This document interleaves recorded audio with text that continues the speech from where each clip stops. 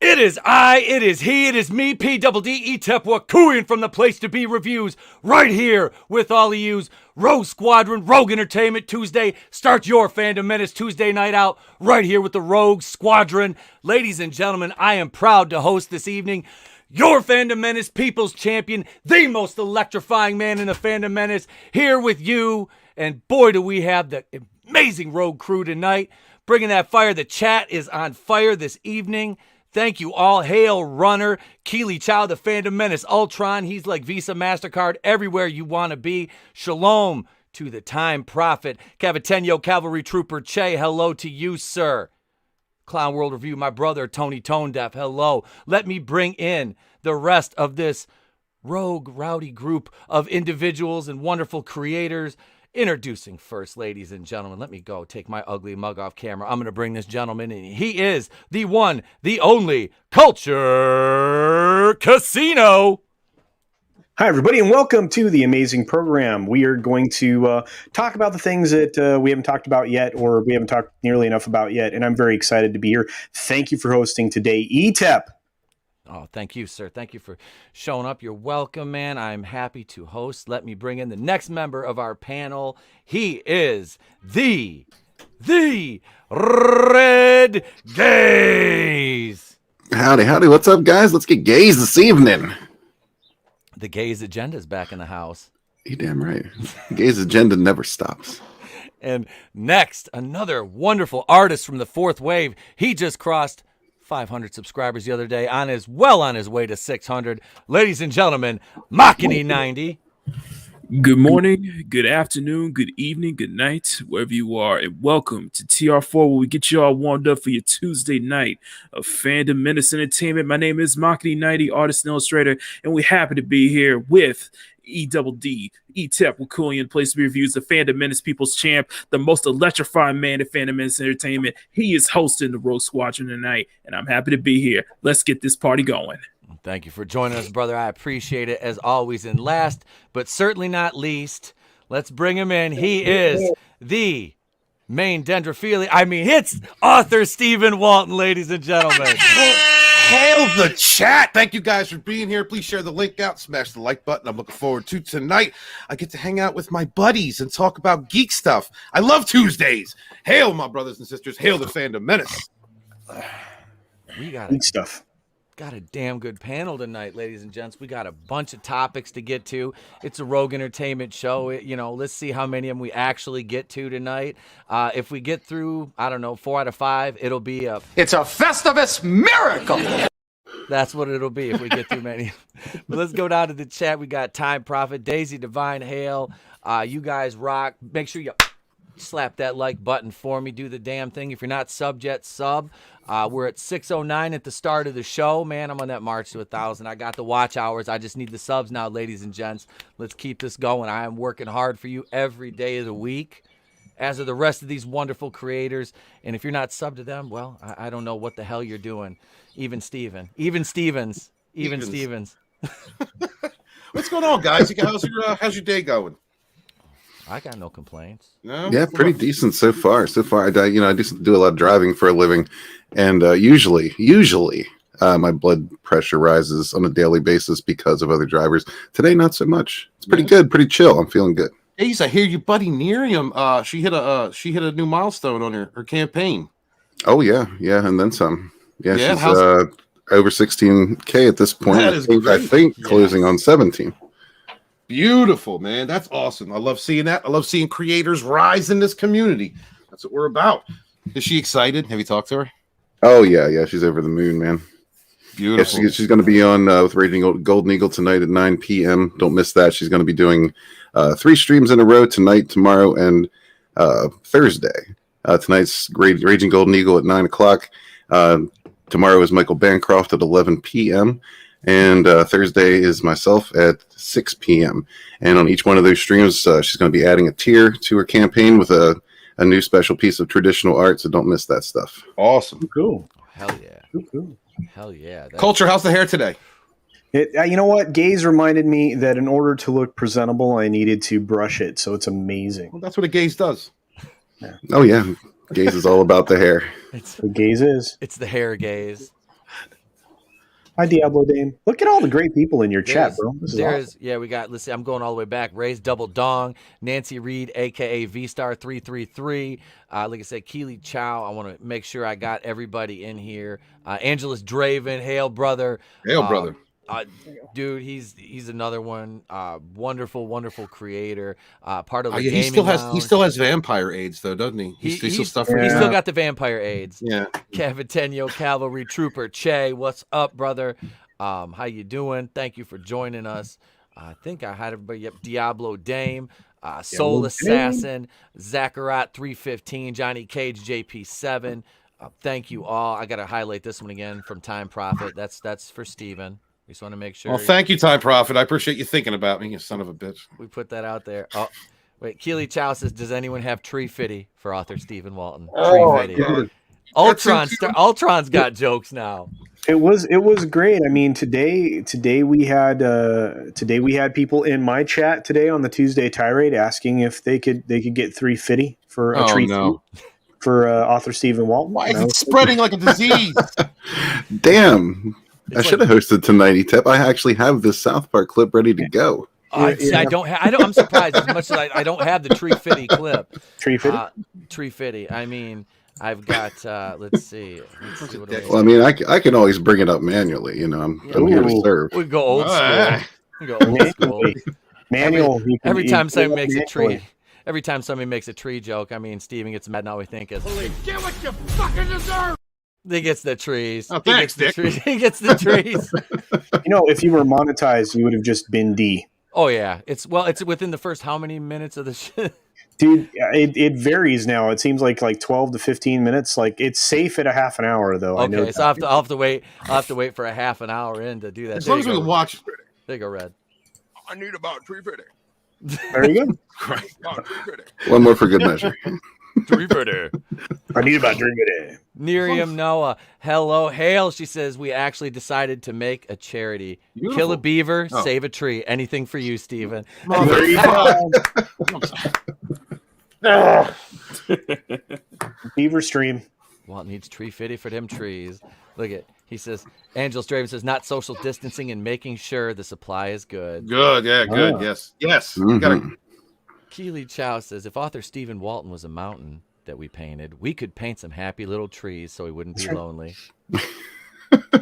Yeah, he'd definitely be horny though. I mean, he'd be out of control. I'm just staring at Macane's booty at this point. He'd be rock hard. Cavatenio, he'd be geoed. He'd be all geoded out.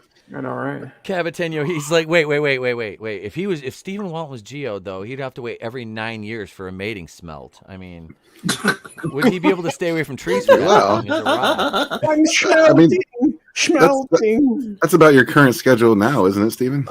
Hey now. Hey now.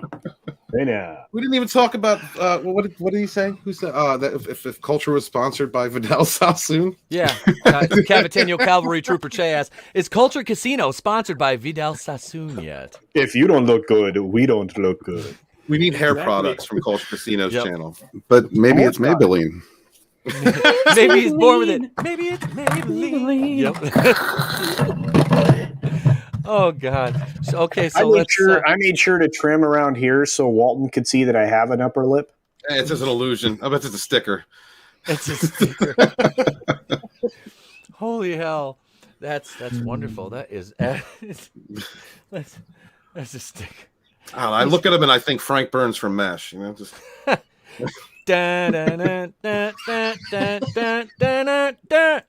All right, Star Wars The Bad Batch trailer unveils the Clone Wars spinoff.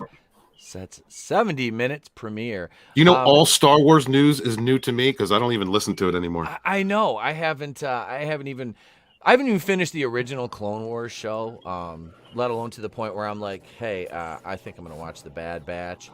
But we can kind of jet through a little bit of this. It says, see what awaits Clone Force 99 when they headline their own animated series. This week is turning into a big one for Star Wars fans. A day after Lucasfilm revealed the main cast and filming start for its upcoming Obi-Wan Kenobi live-action series, Disney Plus now drops the first trailer for Star Wars The Bad Batch, Dave Filoni's animated spin-off series to his beloved Clone Wars. I have to say, we talked about the Obi-Wan Kenobi show last night, and I literally have zero anticipation for that. It's not like I was like, oh man, Kumail Nanjiani's in it. Oh shit. Ooh, child! No, they're gonna wave Vader in front of everybody's faces, and that's it. That's all it's gonna be. That's gonna be their draw. I bet you it's gonna be written horribly. It's not gonna. It's gonna break canon. It's gonna be garbage. Because hang on, I'm sorry guys, I got to bring somebody in. I got somebody backstage making his debut on the channel here, ladies and gentlemen, Mr. Wes Moody, the Wes Moody Webcast. Hey everybody. What's going on, man? What up? That was awesome. The vice principal of Rogue Entertainment. I don't know what that means when you say that. I don't understand. It's because you get upset sometimes. You get stern. You get moody. Well, Wes Moody, and so you're like, when you have the camera on, you'll like stare through your glasses at people when you hear a joke you don't like, and it's just you remind me of a vice principal. That's it. Like, okay, children, stop it now. Does he look over the glasses? Is the question? No, he looks through them. It's like he has laser vision. He's staring a hole through the glasses. Yeah, but if you have the right gauntlet, you can block the laser vision with it, right? That's what the Batman did. Yep. As long as we get some kind of massage oil product from Wes Moody's channel, I'm good with that. I think that needs to be a thing. Dude, I am live right now? Yeah. Shit, I thought I was backstage. No, we're live. Yeah. Welcome to the channel, Wes. Yeah, we don't talk shit to you when we're backstage. We treat you like a friend. I know. No, we do it live. Let's do it right here. Fuck it, we'll do it live. I just deleted that everybody. last night too. Oh hell, this just shit. I don't even know. That was a hell of a shit. Where did that come from? From an asshole. Here we go. Let's get back in. So we got The Bad Batch, Clone Wars. The show follows Clone Force 99, which consists of Hunter, Echo, Tech, Wrecker, and Crosshair, the advanced clones that made their debut on the final season of the Clone Wars. They're, quote, more capable than an army, but they exhibit a concerning level of disobedience and disregard for orders, remarks Grand Moff Tarkin, a figure from the live-action Star Wars, who also had a presence on Clone Wars. Yeah, I kind of wish Star Wars didn't suck because the Bad Batch is okay. Right? But I agree. Out of all the new stuff that they've crapped out, the Bad Batch is definitely top on the list. Right. It's like when you change a baby and it doesn't smell. It's like it's not a pleasant experience, but you can get through it. What the hell does that even mean, Time Prophet? Shark repellent. Oh, my God. Cavitanio Cavalry Trooper Chase says Star Wars is missing a prime opportunity to release a Bad Batch game. Oh, wait, Battlefield Bad Company came out several years ago. Oh, snap. Let's see. Yeah, wouldn't the Bad Batch be chipped too, like the rest of the clone Soul Assassin says? Were they at that point, though? I don't know. I don't know. Like I said, I'm in like the middle of season 4 of the Clone Wars, so I have no idea. Like I thought they were like super autists or something. I don't know. But they're cool. I do like the Bad Batch. Super what? Nothing. And so I was like, did you say super autistic? I was like, Jesus, what? How's that going to work out? Well, I would assume, but maybe their Mongolism, rejected the chips. Oh my God. So now they're. Oh, never mind. I mean, well, one of them is what Rambo, right? One of them Sylvester Stallone. Is one of them Rain Man? Like, yeah, I'm a clone. Yeah, I'm a clone. yeah. Definitely a clone. Definitely a clone. Definitely. Gotta see Wapner. Gotta go to Kmart. That was bad. All right, we're bad. I started that. I'm sorry, That's guys. all right. That was bad. That's all right. Actress Ming-Na Wen. It will be bringing her character Wen? from the.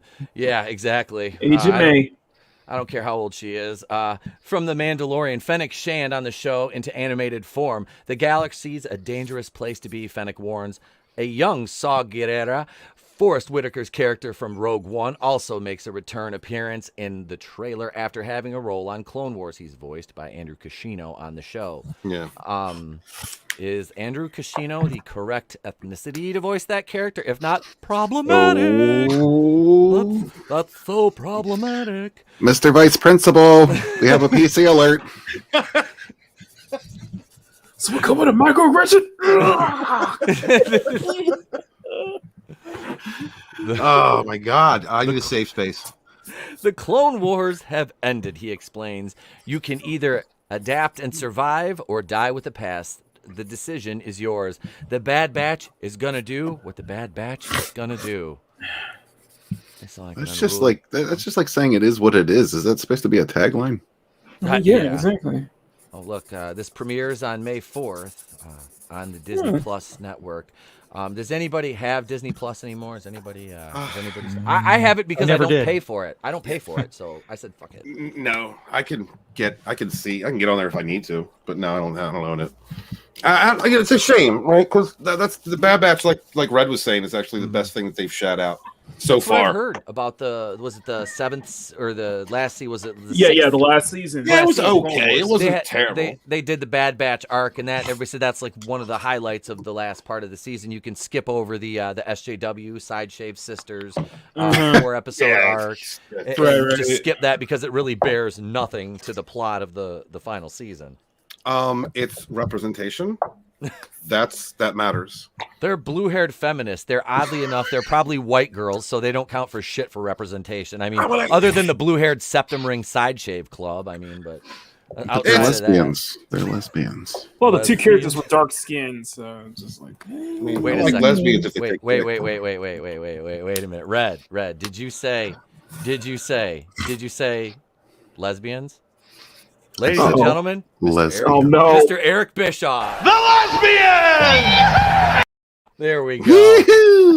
It's just like doing a Batwoman review. I get to use that Eric Bischoff gif and a scissor gif 900 times. How many times can I play a Garrison scissor gift in 22 minutes? I think I can do it. I think I can do it at least a I dozen. think it's gotta be a record at this point. With the weather being nicer, at least depending on where you are, I feel like we should all be in a convertible right now, just driving past a lesbian bar, going, "Lesbians, yeah!"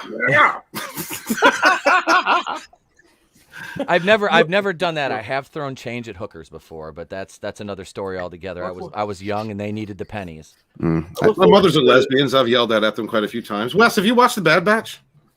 Or would you watch The Bad Batch? Probably not. Yeah. That's about where I am. I'm indifferent. I'm No, kind of over. I have not, but Honestly, I am looking. But what you guys just said, I am looking forward to our future Rogue Entertainment Live, where we're all sitting in the car doing a car video stream together. Absolutely. Throwing change at hookers and yelling out at lesbians. Yeah. What's wrong with that? Red's going to be driving. I was thinking more of like, the Wayne's World where, they're all playing some Queen or something. Rhapsody. Yeah. Who's the drunk guy in the center in the back, though? Okay. I call not driving right now. That didn't take long to get that volunteer. No, Yeah, no, it didn't take long. that'll be sponsored by Kuian's Edibles. That's great. It's legal in my state. What's up, Lola? What's up, Lola Meats? How you Hey, doing? Lola. Thank you for joining us. Lola. Yeah, I does. Star Wars sucks. I wish I get excited for anything. I could too, but I mean, at this point, like we were talking about the Obi-Wan series, it's like dangling Vader is just like an insult to the memory. Whereas like 8 years ago, I'd have been like, just give me more. Right. Give me some more Vader. But I just don't trust them now. Like the way that they treat Luke, the way they disrespect. Look, they be firing people. They're setting people up if a Luke Skywalker gets a good reaction. And it's just crazy how vindictive and terrible that company is. I ain't even watched WandaVision yet. And I was looking forward to that. I just couldn't do it. I just couldn't even watch it after they fired Gina. And that whole rumor of Disney bringing in Brie Larson to play a Jedi who's more powerful than Leslie. It has to be a troll, dude. It has to be a troll. I don't believe that. For Harvey Weinstein's former assistant would make that happen. Please make it happen because I want to see a Jedi do this. I just want to see her do that before she pulls out her lightsaber. I do. Going to your stripper. Do you think that's her orgasm face? Her feminine lightsaber. I'll ask. Saber. I'll ask her husband Nick Utam next time I talk to him. I'll tell you what's her O face like. We joked around about that. We're like, he's like, I'm just gonna ask her to marry me. He goes, I'm brown. She can't say no. He goes, she'll be a racist if she says no. Culture hasn't said a word since I called the Bad Batch super autistic. What? You all right, man? What do you want me to say? I've been saying. I'm just saying you're being extra adult today. That's all. Hey, you know what? What? He's the principal. I'm only the vice principal. Right. Yeah. The vice principal. Wait. Does that make him Skinner? Seymour? Skinner? I don't know that I want to be Skinner, but you know what?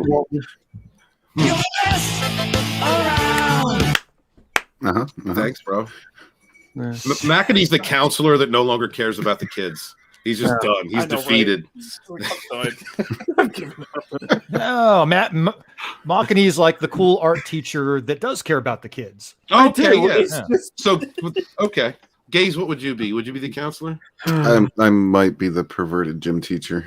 I was gonna say that's either gonna be me or you, Gaze. He's standing by the guy's shower, checking it off. Yeah, I'm over here going, oh Jesus, where the fuck does that leave me? Yeah, but see, I'm more out of shape than you, ETEP, so I'm more qualified. True. ETEP, no matter where you are, you're the minority hire, so you've got a privileged position. You're good. Fucking anti-Semite. Steven's the health teacher. That's what he is. Steven's the health teacher. He plays weird cartoon videos of people masturbating. Yeah. So who's all? So out of all six of us, who's going to be the one that's going to get in a scandal with one of the younger students? Then I ain't even touching that. Ain't none of us going to touch that. Literally. Nope. Mac, Yeah. you brought that up. Listen, I just make uncomfortable comments. That's it. Look, I'm 41 and I still get hit on by 22-year-olds. So I don't need to go any south of that. You know what? No, that's going to happen in any gay bar you go into, dude. Well, look, man. Hey, you know what? Not that there's anything wrong with that. But if I want a partner that truly makes money, I'm going. I'll do that. Hell, my in-laws' neighbors they got a bunch of gay neighbors and they're lawyers and doctors. I'm like, look, I'm still good enough looking. I could pick up one of them as long as he can throw a tantrum and a football. I'm good. Damn, ETEP, $20 is $20 confirmed. Exactly, man. Hey, George Carlin said it in Jay and Silent Bob. Hell, I'll take a shot to the back of the throat if it would get me a couple 100 miles across the country. Those are the rules of the road. Okay, to be fair, Steven is the one that's going to be hitting on the teachers every chance he gets. Yeah, I'm ready to be macking him. Ain't nothing wrong with that. I'll be the teacher lounge gigolo. What? He's never been late, has he? That's it. Well, I got here. This is it's just damn it, Walton. 2 chops to the throat. 2 chops to the damn throat. Get the Lavelle Crawford treatment. You get Lavelle. Man, the Bad Batch article was so great. We went straight to the gutter. We did. Look, Speaking it's not going to be good. It's like there is no expectation for this show because everybody's out. I don't think they really realize how badly they've broken this stuff. I think it's so bad that even Raging Rhino is just considering just giving it up.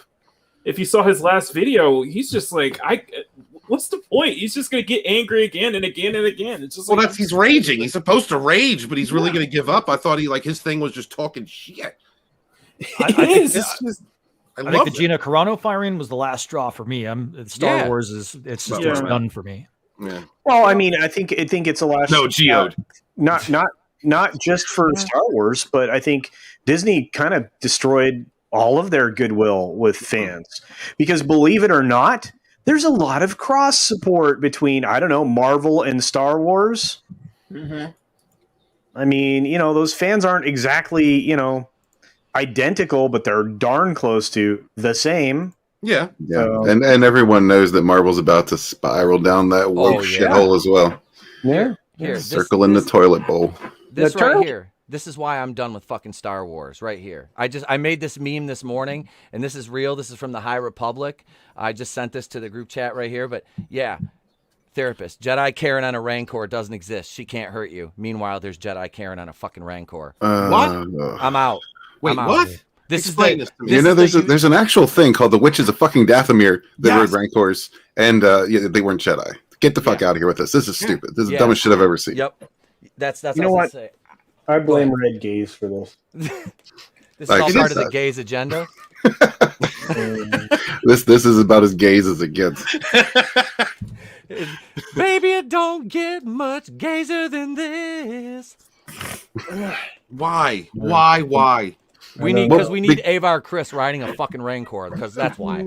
Yeah, because this way they can maintain that there was no source material to pull from. They completely made this up. We didn't have novels and comics to pull from. There's plenty of stupid to pull from, and they apparently have signed up for multiple years supply of stupid. They may have cornered the market on stupid.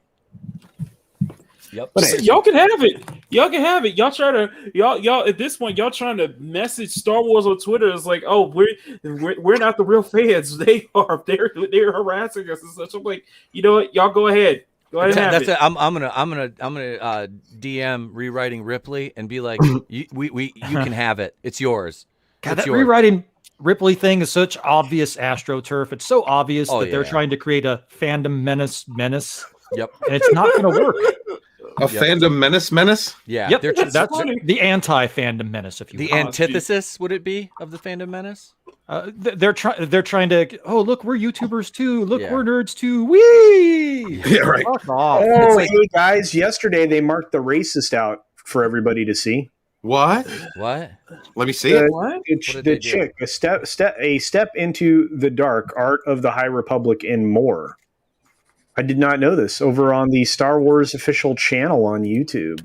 I saw. I saw there was a new High Republic show because I went over just to downvote it because fuck Christina Ariel, she's a racist, right? And and Justine Ireland. She and Justine Ireland, they're both anti-Semites. How do you like that?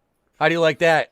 How do you like that, ladies? Huh? I can throw baseless accusations too, bitches. Yeah, Tep, you gonna be on Bill Maher sometime soon? I will too. Fuck it, why not? I'll go on Bill Maher and just throw baseless accusations like that wench did at Gina. That was ridiculous. Preach, brother. Holy man! If I have never. I can't say I've never seen anything that stupid because I'm a fucking. I've liked Star Wars and I've sat through Disney Star Wars and I went to watch The Last Jedi. But anyway, this is the most ridiculous thing I've seen since President Pop falling down the fucking stairs. You're telling me. I mean, You're just telling like- me that Falling this, up. The falling. Yeah, it's like Hollywood. You fall up the stairs, you fail up in Hollywood. I mean, down is up is down. Cats and dogs living together in harmony. It's the end of the world as we know it, and I don't feel fine. I'm just. And it I'm was a a roll uneasy. of quarters.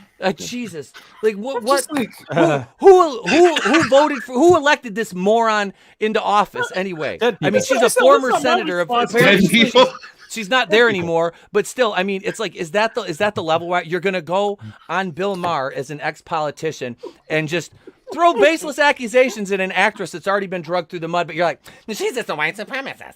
She's a white. Okay, well, she's a Nazi. No, she cavorts with white supremacists. And like, Bill Maher, the Jew on the thing is just sitting there going, "Really, a Nazi?" Like he's like, "Really, a Nazi?" Like, when I agree with Bill Maher, there is something fundamentally wrong with this country. Every now and a great while, Bill Maher has a good take. Well, It's a like broken clock's right twice a day, twice a too. day. Guys, it's yes, and you both said at the same time that was special. You each, you should get it, dress in the same shirt, have a big hug, get Hands and skip. jinx, all that stuff. Anyway, look. She opened herself up to so much financial issue she doesn't even understand, because at this point, now, and she admitted during the course of the clip, and I talked with YetiCast, who was on my channel today on the Tuesday tirade, that she literally said that she defamed her, and now I'm going to be, I'm like, wow, not only did you do it, you admit you did it. That's open and shut, chick. Exactly. And here's the worst part. Anybody that's associated with her that can claim financial harm in the future are going to go after her wallet as well. And I don't think these people realize, they're the ones that are always coming back and clapping back on people. Well, freedom of speech doesn't mean freedom of consequences, which is what I like to say regarding, Gina's firing. But at the same time, what did she say? All she did on her Instagram was repost something that had nothing to do with her saying anything that was anti-Semitic. You know how I know this? I got this guy right next to me saying it. It wasn't. There was, like I said, I can agree with a little bit clunky, but Jesus, nothing about that was anti-Semitic. She was telling the fucking truth. It's not like people actually didn't get drugged out on the street and beat by their fucking neighbors. Right. But these people don't want to admit that because it doesn't fit their goddamn narrative. And I'm so sick and tired of it. They're rewriting history, right? And every single activity that goes along with this is in everything they're doing. This is a very authoritarian style playbook that's being conducted. In fact, tomorrow's video that I'm doing, which I may regret, is going to have some links into some of this stuff that we're experiencing on a day to day, and it's trying to force this monoculture. And guess what? That's not how this country was created. It's not how any of the business entities right now that are supporting it were created. You cannot create a monoculture in an environment that has any form of freedom. It has to be authoritarian. It has to be fascist. It has to be communist. It has to be socialist, because it can't exist in any other way. And guess what? Every single time, in every iteration, the isms fail. Yes. Yep. That's it. Hang on 1 second, Culture. I love it, man. Thank you so much, dude. Beautiful. Hey, when Culture inhales air and waits like 2 seconds, you're in for something really impactful. Oh yeah. I just get mad. I get mad. I feel like this is basically like I'm. Oh God! I just have like the Andy Dwyer, like I just like right here. This is me, like just. I do. That's it. Just that shit pisses me off. It's like that's anti-Semitic. I'm like, no, it's not. What the hell? You're not. And it's like people who aren't. It's like I'm a Protestant. That's anti-Semitic. I'm like, bitch, shut up. Shut up. No, it's not. Trust me, it's not. I'm just it's like, not. what? You didn't have family. You didn't have family getting killed in fucking Dachau. Fuck you. No, it's not anti-Semitic. No, it's not. Son of a bitches. God. It's just disgusting. I'm just like, what? I'm sorry. I apologize. No, dude. No, man. No, absolutely. Let me bring in another panelist. He was on the show last night as well. Ladies and gentlemen, give it up for my man, Drew, the Supreme Heretic. Woo! What's Drew? Hey, Drew. Great to be on with my boys. I love it. So would Drew help to run the school newspaper, or would he be like the woodshop teacher? Nah, he's definitely the journalist of the batch. Whoa, who'd we lose? Yep. Who'd we lose? We lost Makini. Where'd Mac go? We need that booty. Well, hold on. He had internet timeout. My guess is. Whoops. I find it odd that every time I go to make a good point, my internet decides to hiccup on me and I get cut off. Conspiracy or conspiracy? Yeah. Yep. Speaking of which, you're only in timeout until tomorrow, right? Unless they decide to comb through my catalog and find something else that they find objectionable. Yeah. You don't lose your channel because as soon as we get Final Death Star on Into the Unfamiliar, the hours that he needs, this show is going to be on your channel. Yeah. Yep. So don't lose it. I should be good for Saturday. I should be. Yeah. Fingers crossed. I will actually be there Saturday. I have an open weekend. My Easter weekend, I get to spend it by myself. So I will. I'm not doing any streaming Friday night, but Saturday night I want to partake in the Rogue show. I want to partaketh in the Saturday. Come on in the Shabbat Shalom fun. So see, you're not supposed to work on Saturdays, but if you enjoy it, it's not work. So well, you're not making money at it. It's not work, right? This is true. This is Wes. That's very true. And I haven't made a dime from this. See, that's the thing. Is like I'm good on watch hours right now. I am blessed enough. I looked at my watch hours. I was like, this has to be a mistake. I looked at it twice. I'm at like 5,300. Yeah. But so I'm like, I just got to get there in subwise. So it's like I'm trying to up the content and everything. Man, so you just gained a couple subs, actually, brother. Well, I would happily donate 3,000 watch hours to anybody that needs it if I could. I have more than I need. Wow. Same. It's like I would do that. You know. It's like ETAP? Yes, sir. Soul Assassin has given Walton a very appropriate job, it seems. Oh, God. Groundskeeper Walton. Hey, well, I can just see him out there. You French surrender monkeys. What are you doing? Groundskeeper Walton, where's me Walton's best brew and me enemy? I do like bush. Yeah, we've heard. Or trees, preferably trees, right? Trees. Yeah. Yep. Hey, Drew, how's mom doing? Did she come home? Yeah, she did. Oh God. Nice. We've had a crazy stressful day because I meant to call and tell a couple of you because I couldn't believe like what happened today. It was nuts.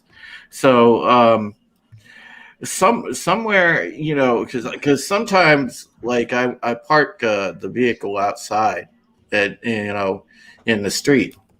Well, found out today, like I wake up, go out to the car, you know, getting ready to take mom somewhere. Found out some asshole sideswiped it. I don't know if somebody was drunk, whatever. But you know, it's a nice. You know what it was, Drew? You know what it was? Red Gaze was driving, and we were throwing change at hookers and yelling at lesbians. So we're sorry. Toss a coin to your stripper. Sorry. I told them to throw dog biscuits, but they insisted on coins. So where is Makini? Let him talk. Oh my God, guys, stop cutting him off. Sorry, go ahead, Drew. My bad. So you guys know the situation. I would have never been able to get it fixed or even like get another vehicle or so I thought, whatever. I take it out to the dealership where I got the thing, you know, because I've had this car about 6 years. And what happened was a buddy of mine that I go way back from high school with. He's a sales manager out there. And he said, hey, look, I see you're bringing this thing in to get service. He's like, man, trust me, what they're going to quote you. He's like, I can write it up a certain way. I'll take it in, I trade. I give you about 10 grand for it. No questions asked. Almost sounds like a few of my dates. And so next thing I know, a couple hours later, you know, I got a new car, and I don't know how we pulled it off, but you know, because here's poor ass me, and somehow I got a new car. Hey, nice. Is somebody that's a good story. That's a good story, man. Is somebody who sold cars for years and worked in the auto business. I know how it happened. You had a good, you so had a not good salesman, and joke. you were like, you were ready to go. You were ready to get one, and you were like, it makes sense. Let's do it. Well, I ended up he got me the same payment I had. That's a good salesman right there. Nice. He got me the same payment I had, the whole 9 yards, and I definitely don't have like the greatest credit rating in the world, and you know, but he ran it with me and my mom on a loan together, and boom, somehow we wound up with it, and you know, and it's cool because you know, it's gonna last. I ended up in I had a 2015 Trax and wound up in a 2021 Equinox. Nice, dude. I love happy stories. I man. did auto finance for years, man. I understand. It's all on how they work the numbers, brother. It's all on how they work the numbers. They did magic, bro, because I have no idea. Yep. I would have never have thought. If anybody out there needs car finance buying tips, just hit your boy up. That is one thing my people know is dollars and cents. And everybody's like, but ETEP, you're terrible at math. How did you work in finance? I'm like, I always used a fucking computer. You think I was doing math in my head or with a paper and pencil? Hell no. I had a computer that did that shit for me. But I started the morning stressed. My mom was stressed because we didn't know what to do. And then a miracle happened. That's good. Excellent, man. Love to see when that happens to good people, man. Stay positive, keep moving forward, and keep doing good unto others that will come back. I'm glad to hear that. I was hanging out with some friends the other day and just hearing good stories. It was crew of people normally telling me negative stories, like negative thing, and then everybody was talking about good things that had happened recently, and I was happy to see that change. I mean, that's just what it is, man. You guys, that's why we got to support each other. You know, we mess with each other, we talk shit, but we all support one another around here, and that just adds to the energy of our environment. Drew, congratulations. It's awesome, brother. Yeah. Man, congrats, brother. Congrats.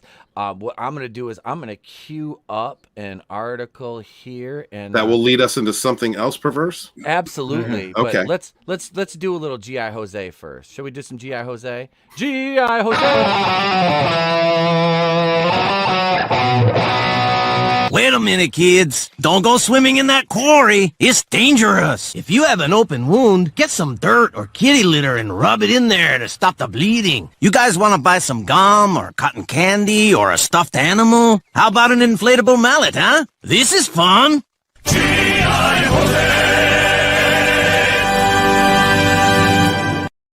Jose. There we are. G.I. Jose. Oh my God! He's a real Mexican hero, not a Latinx hero, a Mexican hero, ladies and gents. All right, so let's. ETEP, I gotta say before you get rolling on this, Dissatisfied Convert said something in the chat. I have to admit, I was thinking, but you were testing me there, brother. But I kept it in. I didn't say it. What? I didn't. What? I didn't make the dollars and cents joke.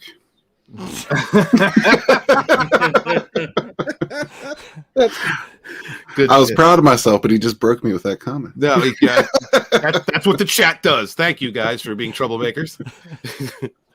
The Falcon and Winter. Wait, a bisexual buck? What? Well, hold on, dude, come on. Wow.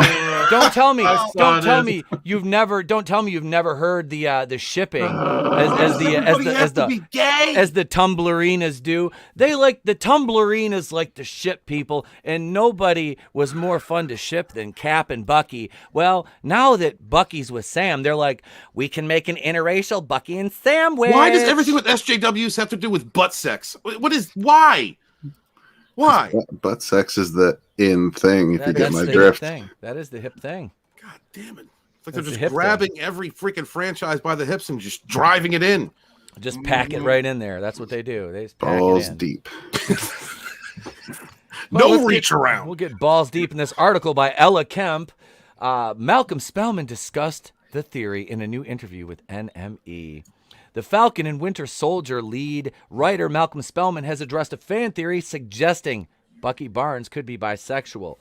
Spellman spoke to NME in a recent interview about what fans can expect from the 6-episode Marvel Disney Plus series and responded to questions about the sexuality of Sebastian Stan's character in the forthcoming episodes. Yes, because in 6 episodes, we not only want to unveil a tale of worldwide mystery intrigue involving some Avengers, but we also want to know if Bucky also likes to do the dirty use that vibranium arm on guys. Oh, yeah.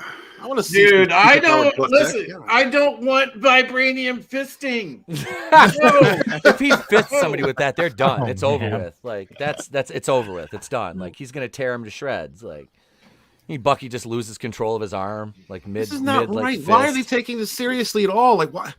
I don't, is it well now? Is he going to be in a gay relationship with Falcon? Like Yeah, Well, that would make sense. It'd be an interracial gay relationship. It's got to be. If Wow, it's, this could be a lead-in from the black super soldier that they introduced in the last episode. He did say he ripped his arm off. He didn't say how. Oh, God. Ooh, he was child. thinking ketchup. Oh, Jesus. Oh, God. I could drop 13 on the table. Just, God, what the? You out of your goddamn mind. If it turns into a threesome, it'll be like a skiing trip for the guy in the middle. Oh, Jesus. Oh, dude, if Bucky's sitting in the middle and he's the one skiing, who's ever got that vibranium arm is getting their pelvis shattered. So he's just gonna go like bow and just break that shit. They'd be like, What if it has a light vibrator setting? You know, it's like that Shake Weight episode of South Park. They don't call it vibranium for nothing. Here's some cab fare. Just, oh, do you think God. Starfire's daughter Mandy would make vibranium go limp? I'm sorry. Yeah, I would imagine that. Hang on a second. I know who we could ask this question to. Ladies and gentlemen, let me bring him on the program. Where is he at? Wait. I don't know. It's your backstage. Wait, he's here. Hang on. Here he is. Wait, here. Oh, man, look, man, you talking about Starfire's daughter, that big heifer? Look, if them cuts are vertical, I ain't fucking with it. If they horizontal, she got that manic panic hair dye, I'm in there like swimwear, yo. I'm gonna smash. I'm gonna smash that big bitch. What? Something wrong with that? I'm glad you have standards. Are you judging Cleveland for that? Are you judging me? Look, I'm bringing Machina 90 back in. We got representation up here. Sorry about that. I'm having connection issues. I don't know what's That's all going you on. two. You knew we were going to talk about fisting, right? Yeah. That's why you dipped out. I'm gonna get canceled for this. Yeah, exactly. Mackany, would you draw a furry that is a gay Bucky Barnes? Look, man, we don't kink shame here on the channel, but furries, yes, we do. Yes, we kink shame. Yes, we do. I will kink shame the shit out of some furries. You are adults and you're dressing like goddamn animals. Knock it off. Don't oppress Mackany's fetishes after you just played a cartoon Shut up, minority. Steven. Okay. See, Mac ain't a furry. Mac knows better. Mac knows better to be a furry. But he does have a foot fetish. Well, look, I would rather have a foot fetish than some furry fetishes, man. Like, really? Are you really? Hell yes. Are you trying to really? Okay, look, man. I don't want to discuss foot fetishes versus furries. Come on, let's go down this road. But at the end of the day, look, man. I would much rather have a woman with a beautiful set of toes that I would put in my mouth than try to bang some other chick through a beaver costume or dressed like a fucking bunny rabbit. Here, let me put my dick through this fucking hole in the fur here, and no, man, no, I'll put a foot in my mouth before I do that. Do you think furries dress up as a bunny for like Easter? Do they do like holiday? I wonder. I guess it depends on their belief systems. I guess. Like, I mean, yeah, I could see them dressing like it's Easter, the bunny rabbit, and all that. I guess so. All right. I mean, now, would you rather go furry or have a green thumb like Steven? I was gonna ask. Now, being as you're not a furry, Steven, but what do you do on Arbor Day? He dresses up like a tree branch. Are you sure it's not a knothole, Mackany? I'm just a little. Exactly. I'm just a little. I'm a little sapling. Get that maple syrup, you know. And we have completely scared off Culture Casino. Like he doesn't even talk now. And somehow we've managed to get even more weird than talking about Bucky Barnes being bisexual. We're talking about an article about a 107-year-old bisexual man with a vibranium arm, and we made it weird. Lord help me, Ron. It was weird the moment it said. I had no part in it. No. But you can't say the same for Bucky. Wait, is that confirmed? It's not confirmed. No. No, they Mackany. just want to make it confirmed. more rumors and wishes. Lola, I'm. What is Lola's avatar? That is an eyes. That's a booty. That is the most beautiful avatar. I am Culture Casino, and I approve of that avatar. Oh yeah, that is a peach right there. That is a peach right there. Definitely. I'm thinking Jello or a milk. There's always room for JELLO. Oh, now take the picture on the Kodak paper. All right, I guess we're gonna figure out why Bucky's gay now. Yeah. When NME's Bisexual. Amon, That's gay, right? That's gay. Amon Warman asks Spellman whether the question raised in the past across the MCU would be definitively answered. I am already offended. I kind of am His name too. is Amon. It should be a woman. Wait, is that the song? More than a woman. Look at the name of this person. It is like 3 times offensive. Amon Warman. 3 names right there that should all be woman and not war peace. So it should be woman, peace woman. All of that in some way can be connected to penis. The name Spellman. The name Spellman is problematic because we're talking about Spellman. Oh God, no! You're right. Dude, that's another trigger warning right there. Oh, Here, so they thought they were being inclusive. The patriarchy thought they were winning today, but Bucky's gay. I'm not diving down any rabbit holes, but just keep watching. That's not the hole we're going down in the MCU. Spellman suggestively replied, I'm not diving down any rabbit holes, but just keep watching. Excuse me, Spellman. Didn't we just disavow furries? You freak. Listen, don't talk about my rabbit hole. Jesus. In a 4-star review of the first episode of Falcon and the Winter Soldier, NME wrote, sharp, funny, and packing some awesome action scenes with a whole lot of character potential. The Falcon and the Winter Soldier is off to a flying start. You know, I love it when they quote themselves as part of the story in a story that includes one of their own people. Right. That's my favorite thing. Wait, what did you just say, Culture? I got a headache. What? I love it when they quote themselves in a story, highlighting the source of the story as themselves in the story. Thank you, Principal Culture. That ass. Where's Vinny? Every time is it weird that every time I see a nice ass, I think of Vinny Tartamella? I'm weird. It's a little weird, yeah. Is that a little weird? Slightly. Just slightly. Mario makes it happen. It's a me, Mario. It's a me. Isn't that the same thing that Butthead was talking about back in the day on Beavis and Butthead? It's like a tattoo of a derriere on a derriere. Yeah. I mean, you know, these are the people though that have infiltrated and taken over to a large degree our fandoms. It should be a concern to a lot of people that actually, you know, whether you like Star Wars, Marvel, Star Trek, whatever it may be that you like. I mean, these are the type of people that largely the companies are pandering to, folks. Yeah, and you can either support gay Bucky or you can come on our live streams and watch Mackany play with breasts. I'm digging it, bro. Love what you're drawing there. Is it bad? When you say all I can think of is fucking, was it what's his name from In Living Color?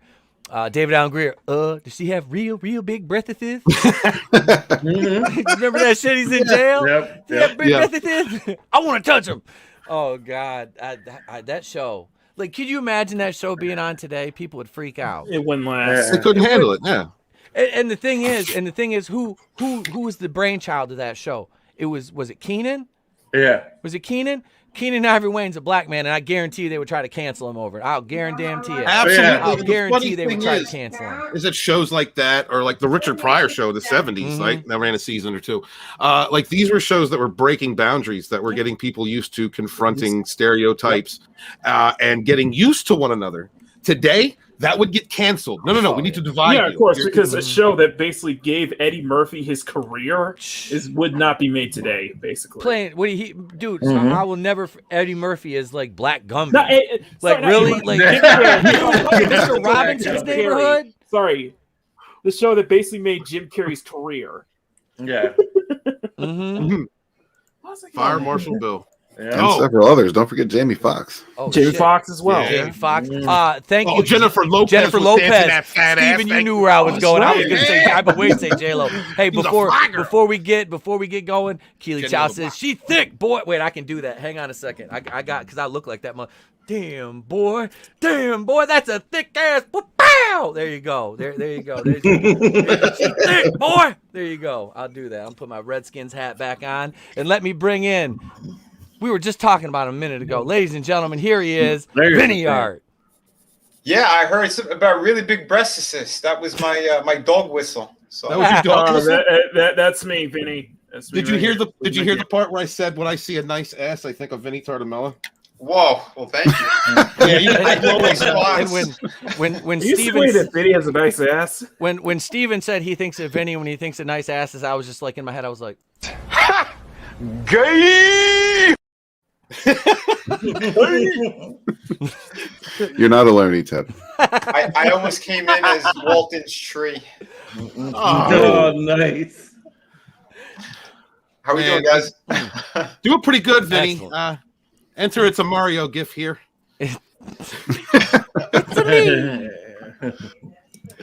Do it, Vinny.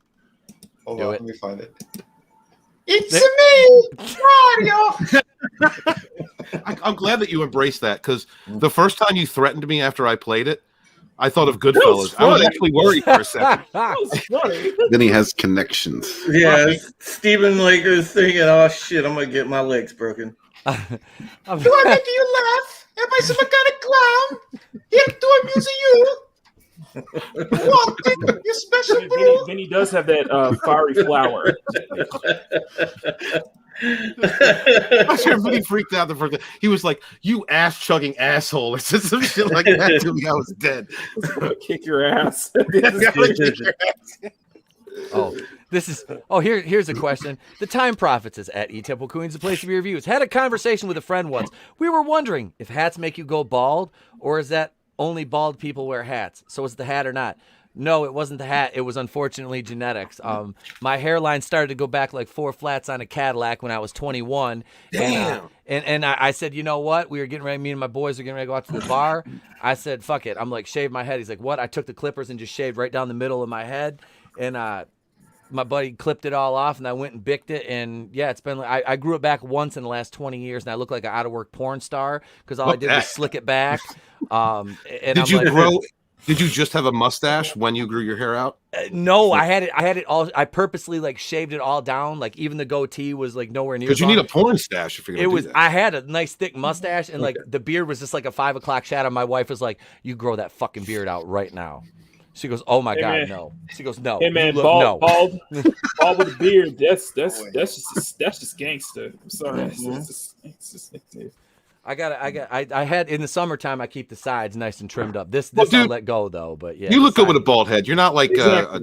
Bob No. Chapek. You know, like like I said, Bob Chapek he's Richard Cranium, literally. he was an uncircumcised penis. He does. Well, that's Joss Whedon. Joss Whedon's the discarded foreskin. Silkworm stuffed with yams. Oh shit! Let's jump into another article here. Let's talk about Spider-Woman. Spider-Woman's got that ass, right? Yeah, let's see how bad Spider-Woman can get this conversation. Spider-Woman's got that ass. Problem being, we got Daisy Ridley. No. Oh, hold up. Spider-Woman. No. Now I knew Steven was going to get this because ex-wife. Hold on. No, wait, Steven, hold up, Steven. Wait, let me talk to you for a minute, man. Let me talk to you for a minute. God, yeah. You got that thing for Kristen Stewart because she's got them dead eyes. You got Daisy Ridley back. I mean, if you had to choose which gun to your head, which one are you picking, Daisy Ridley or Kristen Stewart? Daisy Ridley. Ridley. That was quick. All right. Daisy Ridley. That's where I'm at. Crazy Yeah, behind Kristen me. Stewart's getting a little old on the vine. You know, those dead eyes don't. Crazy behind her. I can't handle that. I can't roll with that. Because Kristen Stewart has the same eyes as the governor of my state does. There's nothing behind them. Well, you also have to understand. I like Daisy's whole face. Not only does Kirsten have dead eyes, but she's got that fish mouth, like she breathes through her mouth. Yeah. So, yep. Yeah. She's just like, at least Daisy Ridley can halfway convey something. Yeah. Man, Kristen Stewart is so terrible. But Any movie that you watch. Daisy's got that British accent, so that's an extra plus for me. So that's an extra plus. Yes, Mackey. Thank you very much. And also, I think she got a raw deal. To be honest, Ray's an awful character. I watched what was it, the Murder on the Orient Express, Orient and Express, yeah. it was okay. She was all right in that, but I think that I want to see how she does in a well-written film. She has to get away from that Ray persona because I'm afraid she's going to be typecast. Yeah, honestly, if I would have taken an actress like Daisy Ridley, I'd have put her in a role like if they were going to do something with the Old Republic instead, I would have made her the young Bastila because she would have killed it as Bastila if she was allowed to go by the writing or by the story we know from KOTOR. If the Rey story arc wasn't so awful, I wouldn't have minded it going dark because I think she would have made a really cool Sith if they had gone that direction. I really think that would have been a better way to go. But yeah, but she would have killed it as Bastila. I think I could see her doing that. I see. That's the thing. Is like Murder in the Orient Express. She was good. Like this Chaos Walking movie she was in with Tom Holland. I've heard mixed on that, mixed to bad. Right. I haven't watched it yet. And I tried. I was gonna watch that movie, but I saw the highlights, and they didn't do the shading around her head right. So where that pronounced forehead was just like talking to me, and I can't do that. She looks horrible in that movie. That hair, everything about it just looks like shit. Yeah, dude, she looks like she's on her period. I gotta give her hair and makeup fucked up big time on that movie. Her parents a big shout out though, because she has two twins. I mean, the genetics in that family are fantastic. I just have to. They're also connected to royalty, and they're wealthy as hell. Wait, what was that? Holler at your boy. Daisy Ridley is a twin. There's 3 of them. They're triplets? Wait, there's 300,000 at the ready and 1 million more on the way. So you're saying there's a chance? A clone army. A clone army. Are you Master Sifo Diaz? Damn, I didn't know that. Oh hell, Vinny, let's go to Britain. Let's do it. I almost went to Britain. I almost went to Britain for a fucking to work wrestling show. They were gonna bring. It was a big ass tournament. We just missed it by a couple spots, but that would have been. Yeah, my wife was like, "Are you fucking serious?" I'm like, "Jolly-o, yes I am. If I get a chance to go over there, I'm gonna pick up Meghan Markle." Time Prophet says Americans are racist against British. If a British person is in a movie, he's either the bad guy or the Russian. No matter what the British person in that film is, unless they're playing an utter dumbass. Actually, I think it has a more intellectual sound to it. They always sound more. Sound smart. They do because they speak the Kings better. They do. We speak this. We have all these different they have variations too, but it just sounds more proper. Right. Yeah, we have cobbled English. Yeah. We got bad Jersey. They got good Jersey. When you get into Cockney, they kind of sound like criminals. Yeah, I was gonna say. Do we need to bring up Cockney? Wait. What did Time Prophet said? Temple Queen's Place to Be Reviews. You could have fought Big Daddy. He was a famous British wrestler. Yeah, that I would have loved to have came over there. And just the women alone would be enough. But yeah, my wife. That's probably why my wife was like, "No, fuck that shit."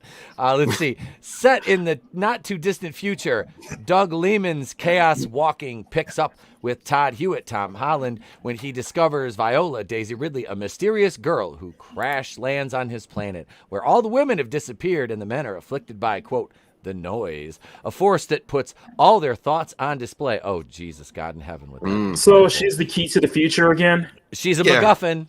No. Can I please make a Daisy Ridley McMuffin now? That's what I was saying by typecast. You know, typecast her as like the MacGuffin? Yep. She's a McMuffin.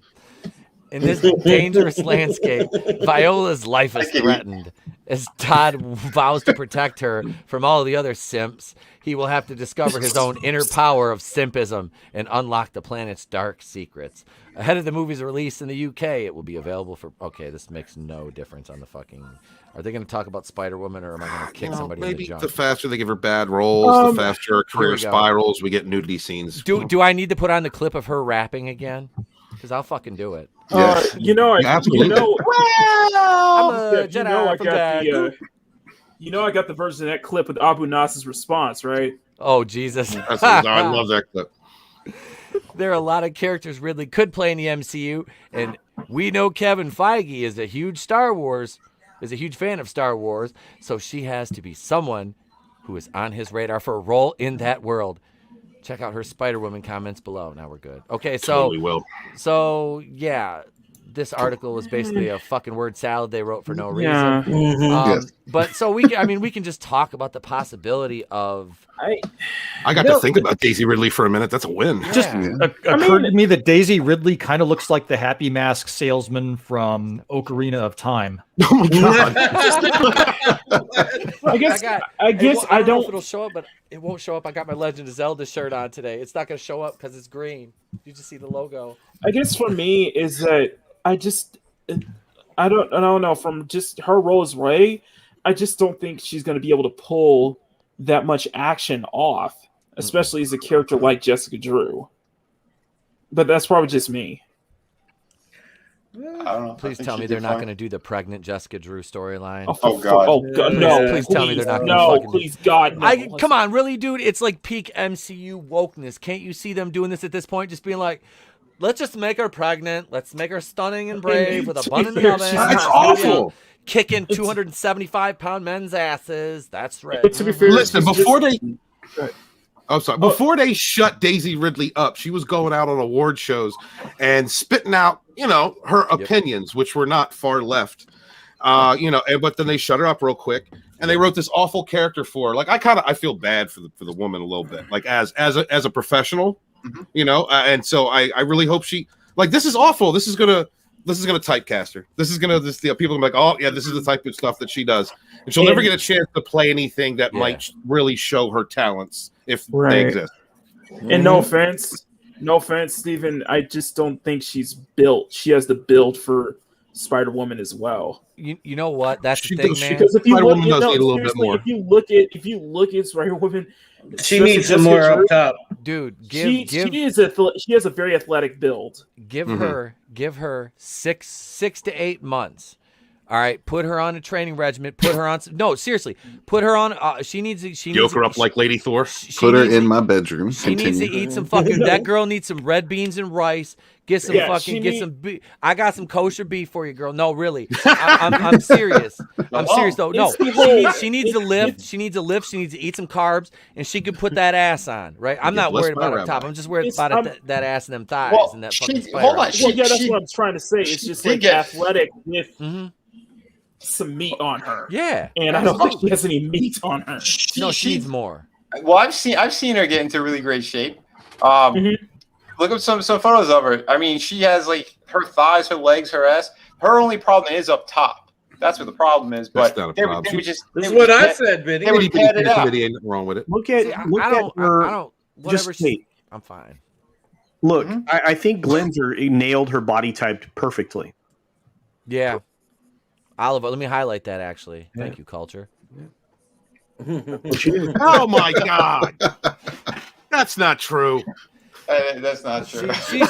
Let me say I do. I think Daisy Ridley is a beautiful woman. I think she is truly. She seems very honestly like in her interviews, a very sweet and genuine woman. But yeah, just if we're gonna look at the character that they drew in the comics, dude, with that, with the one guy that directed the porn, the ass up in the air, that big. Really, it's the Milo Manara cover. Is that what you're talking about? Yeah. If I want a superheroine, I want some booty. I want unrealistic. She's very lithe for that role. She's very light. Yeah.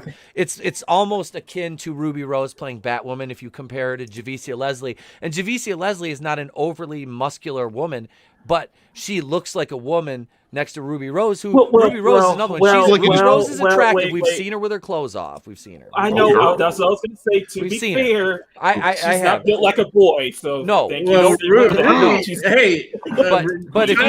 But if you compare body types, that's what I'm saying. Yeah, right. Just like and I'm not even talking like sexual. I'm talking like from a superhero standpoint. I look at Javicia Leslie has the stature for it more so than Ruby Rose does. All I'm saying though, man, in the defense of Ruby Rose, like when she was in that one, what was it, Fast and Furious? Was she in a Fast and Furious movie, or was it the? She was in Sharknado, something like that. No, she was in the Meg. She was in the Meg. Yeah, that was it. But she was in. I think John Wick Chapter 2. Yeah, she was the assassin. One of the No, but assassins. wasn't it a triple X movie she was in? Oh, Rose? What? Was she? I don't know. No, She was in drop Orange them is the links, New bro. Black. What? Because there a was triple X sequel with Vin Diesel. I would lend Ruby Rose a vibranium arm. Yeah. Sorry, is it But just me? Ruby- I don't want to see new Spider-Gwen. But Ruby Rose was looking good in that movie. That's all I know. She's another one, man. Like when she doesn't have her hair shaved and it's dyed like a pack of Skittles. I mean, she looks. It did look like a fucking bag of Skittles. She did her hair. It was like a gender reveal party on top of her head. It was like I don't know. Javicia Leslie is gorgeous. She is. She's another one, man. She's beautiful, but she has more of a presence in the suit and in a superhero type costume. Now that show is horrible. Don't get me wrong, but she looks like if she's just standing there more like a hero than Ruby Rose would, or I believe Daisy Ridley would, because she's just so small. Well, Ruby Rose would have done all right as Batwoman if they would have let her actually be the character. Yeah, that was it. You mean if she was written better? Yeah, she was a victim of being on the CW in the middle of all that Berlanti bullshit. Caroline Dries. Caroline Dries is a piece of shit. And not hiring a stunt person for her and having her do all the stunts. Yeah. Yeah, that's rough, man. Now, was it true? Or did she say that as an excuse so she could get out of the contract? She got hurt. She got hurt. She seriously got injured. If what I remember hearing back during the first season, one of the stunt people actually died on set. Holy hell! Yeah, yeah. It was. And they had her doing her own stunts. Are they on crack? Oh yeah, they had her doing her own stunts. That's what actually caused the injury. So Caroline Dries, she's my age. She's like 40. She's the showrunner. She is a proud lesbian. Nothing wrong with that. But she's also very, very social justice minded. Or thick fingers. A lot wrong with that.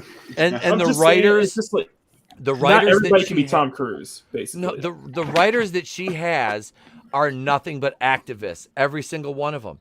It is. Yeah, that's a real picture, by the way. Yeah. Jeez. That's when she got fucking hurt. Dude, that's yeah, man. It was a legitimate injury. Oh shit, let me give it up to my brother. Hey, he says this stream is bad and you should feel bad. Hail, my brother Salvador, man. Salvador is about he just crossed 1,500 subscribers on his channel. Beautiful. Nice. 2 cents toys. If you're in the Fandom Menace and you're not following my brother Salvador, if you're not subscribed to him, one of the premier toy channels in the Fandom Menace. Sal and I go back like 4 flats on a Cadillac on YouTube. He is an amazing creator. His videos are fucking amazing. He gives you no bullshit reviews, just the facts with that amazing, beautiful, dry sense of humor and We wit. need to get him hooked up with Tommy and the Guinea Pig Collective when he comes back because he does toy reviews too. Mm-hmm. Oh, trust me, I want to get those two on a stream together. You have to remember, I mean, you lost the stunt person during the production, and a production assistant who was also a stand-up comedian got severely injured, paralyzed, in fact, on the show. Same season. Yeah. All of this happened in the same season. That's horrible. See, there was a reason she left. You know, everybody was like, "Oh, she just go." Well, that sounds like a nightmare. Yeah, it's horrible. Like, why would you stay on that if you can go?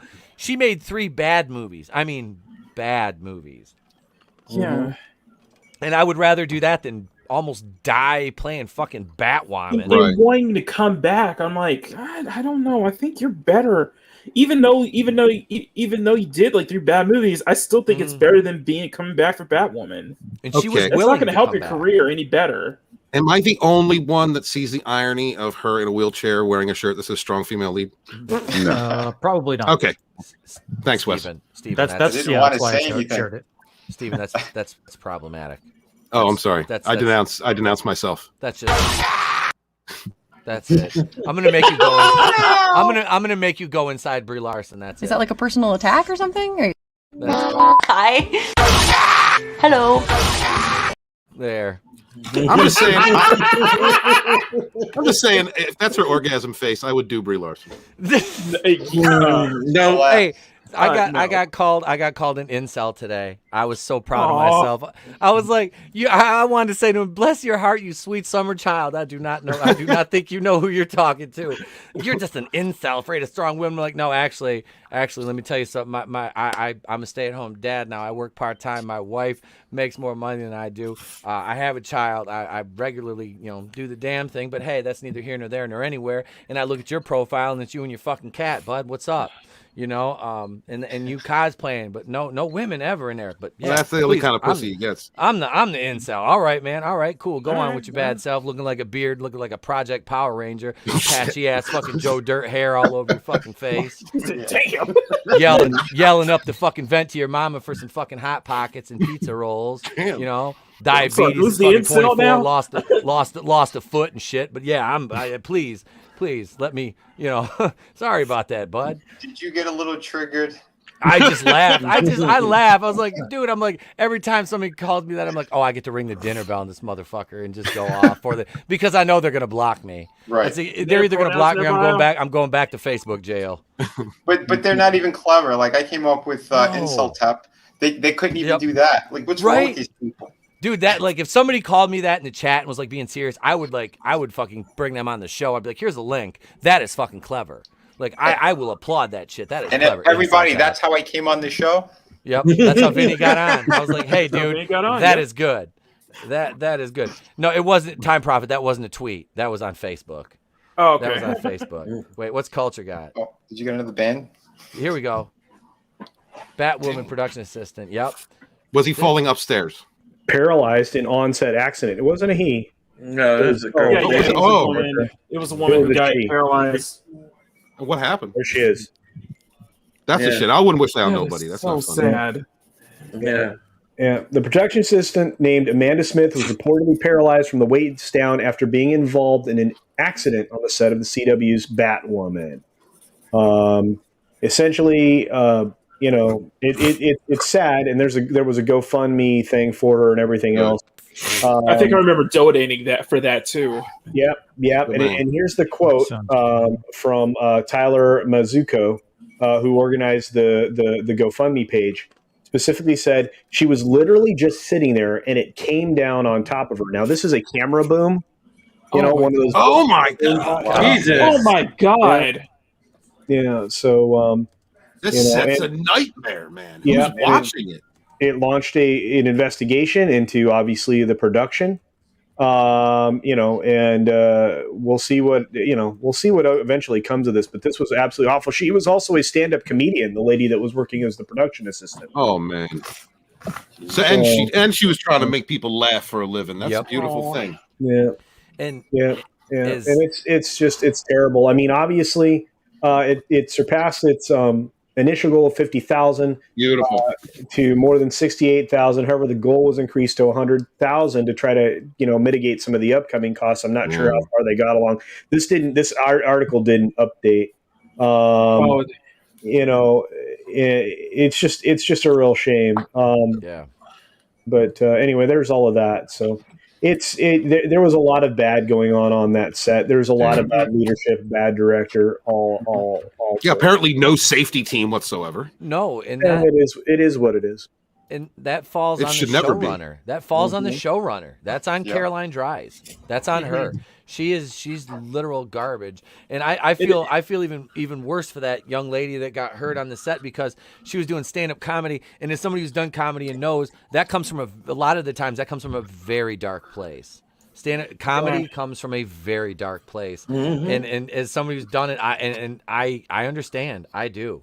It is. And the thing is, we have somebody already hurt in we have somebody in the community who actually was worked in CW for a little bit. Yep. And Dashley, may know his Frontside Sci-Fi. He's my co-host. He used to be a stunt double for the 3rd season of Arrow. He was in. I think he was in one scene where he got his butt kicked by the stunt double for Black Canary, Katie Cassidy. Mm-hmm. So, yeah. That's pretty awesome. The hell yeah, it is. That's back when Green Arrow was good. Yeah, back in season 3, it was it was good. But damn, let me see here. We got another one. I got another article. But you know what we got next? Let's see. What do we got here? What do we got next on That the article docket? that leads to perverted humor. Well, I mean, we can do that. We can do some. Let's do some. We got gays here. Might as well not waste We it. got the gays agenda. Hang on, let me cue up another article. Here. I occupy yourselves with this.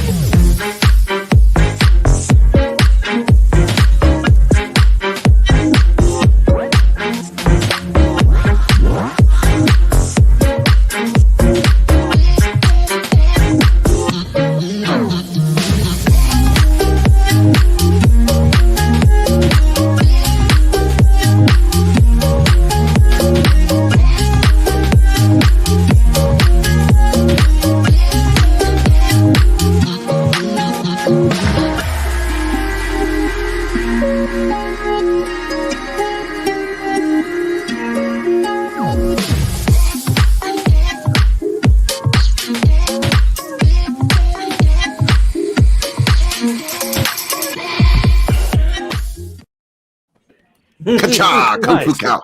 She was asking where the beef was. She's like, "Where's the beef?" Here we are. It's in your Screen face. It's Mad cow. Have some hooves. The agony of the hooves. Godzilla vs. Kong negative reviews from Snyder fans removed by IMDb. Wait, what? What do Yeah. these two things have to do with one another? So apparently, Snyderverse fans have been review bombing King Kong vs. Godzilla. Is this a narrative or is this the truth? I haven't really paid much attention. I'm gonna see Godzilla vs. Kong, but it's not something that it's like the Snyder Cut Right. where I want to see it right away. So True. I really haven't been paying that much attention to it. Drew, you're the bounding in the comics guy. Is this true? I mean, I haven't heard what was going on with this.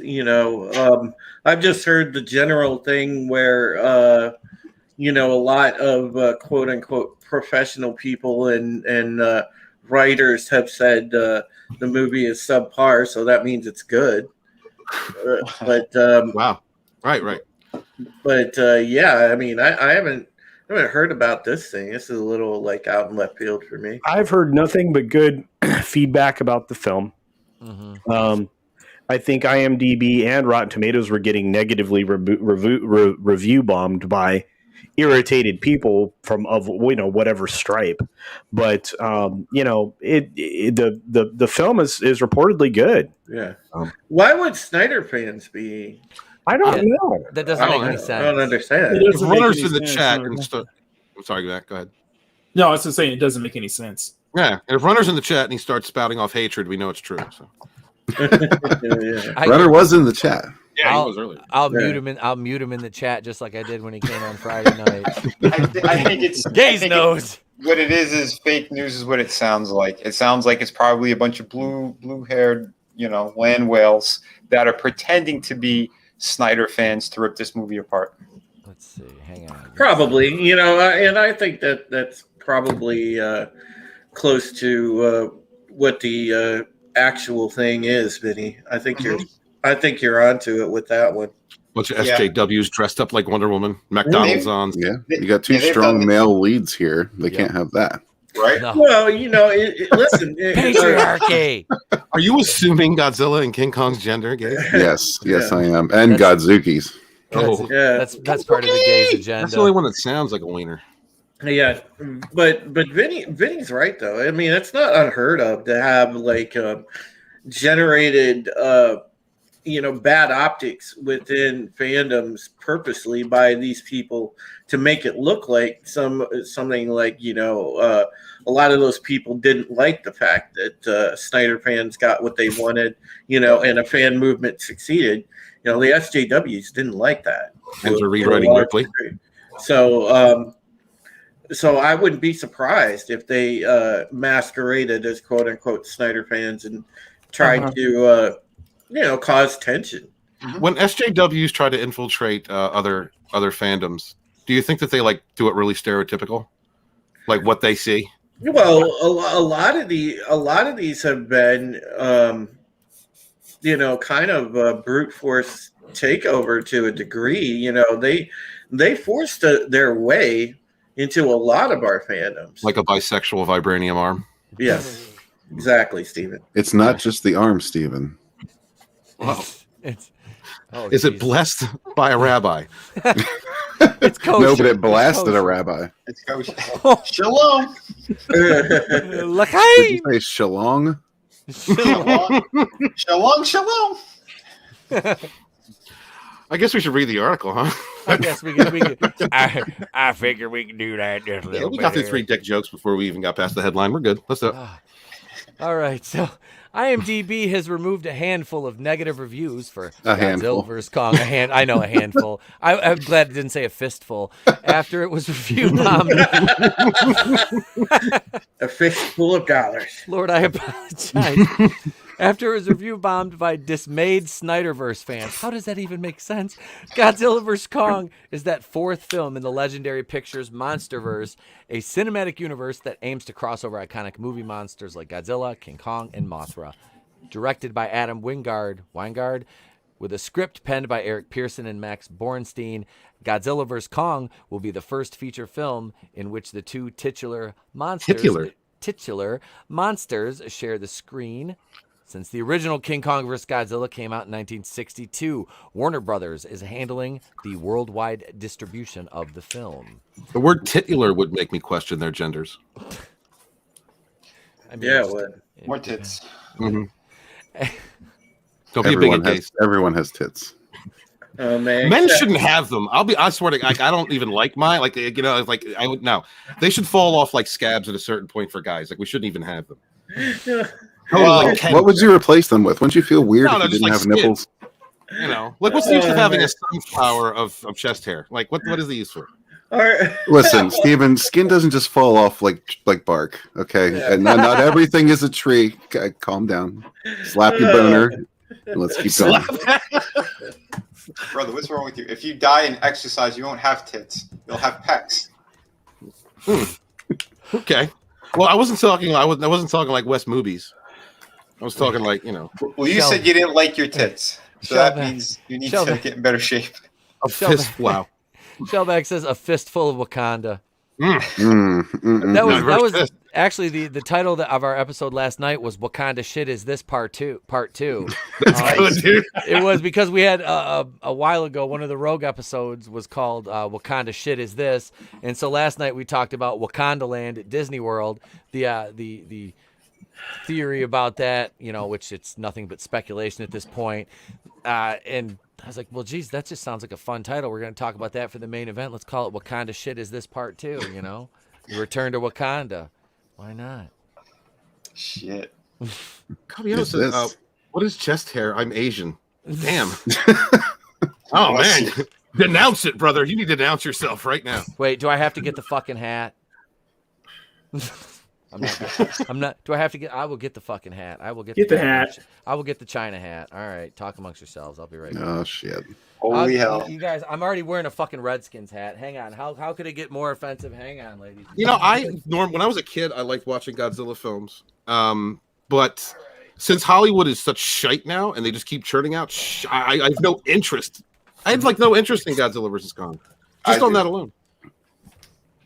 I just never was interested in it in the first place, but I'm glad some people like it.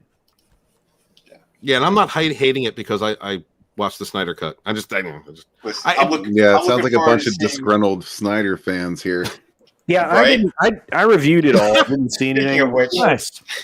Yeah, well done. You got to shave the goatee into a Fu Manchu, though. Oh, I would a rook funny. it's a Fu Manchu. Oh shit! Oh God. My wife got this when she went to China. She got this when she went over there when she was like 13. So it's authentic. It is authentic. It is. Okay. She yells at me. She goes, "If you fuck You understand? You just engaged in cultural appropriation twice. I made Asian food for dinner. No, Twice. So okay. Yeah. I mean, Okay. All right. Does that? I mean, At this point, does it really matter? Does it really? Damn crackers! Not really. I don't think so. I don't think so either. I just sometimes you got it. Sometimes you got to bust the fucking hat out. Sometimes you got to take the hat out. You know, it's Sometimes kosher. you gotta take it off. It's kosher. It's all right. I put the Redskins hat back on. Somehow that seems less offensive. After the announcement that there are no further plans to continue Snyder's DC Cinematic Universe after the release of his cut of Justice League, a handful of upset fans flocked to IMDb to review bomb Godzilla vs. Kong. Now that statement right there makes me think, okay, so if it's a handful, a true handful, is it really review bombing? I mean, wouldn't it just be a handful of angry fans?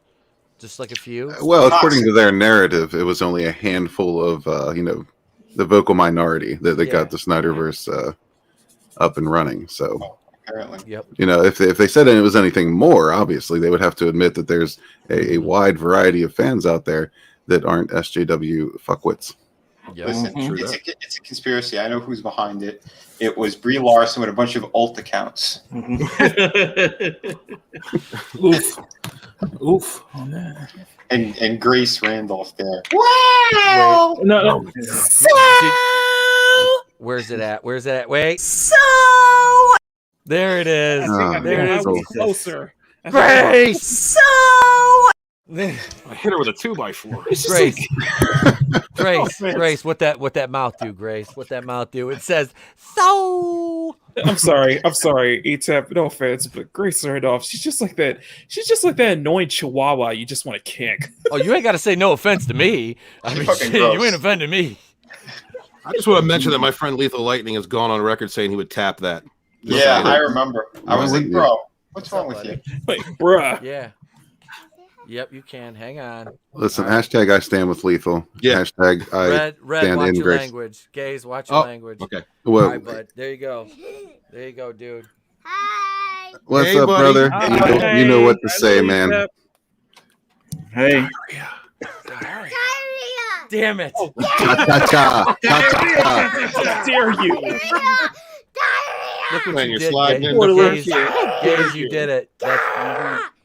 I accept no responsibility for this. That is right. That is right, young man. That is what you get after you dare watch You the did exactly. Randolph video. You did at your age level, sir, what we have been doing at our age level all night. Being Yes. children. Absolutely. Yep, pretty much.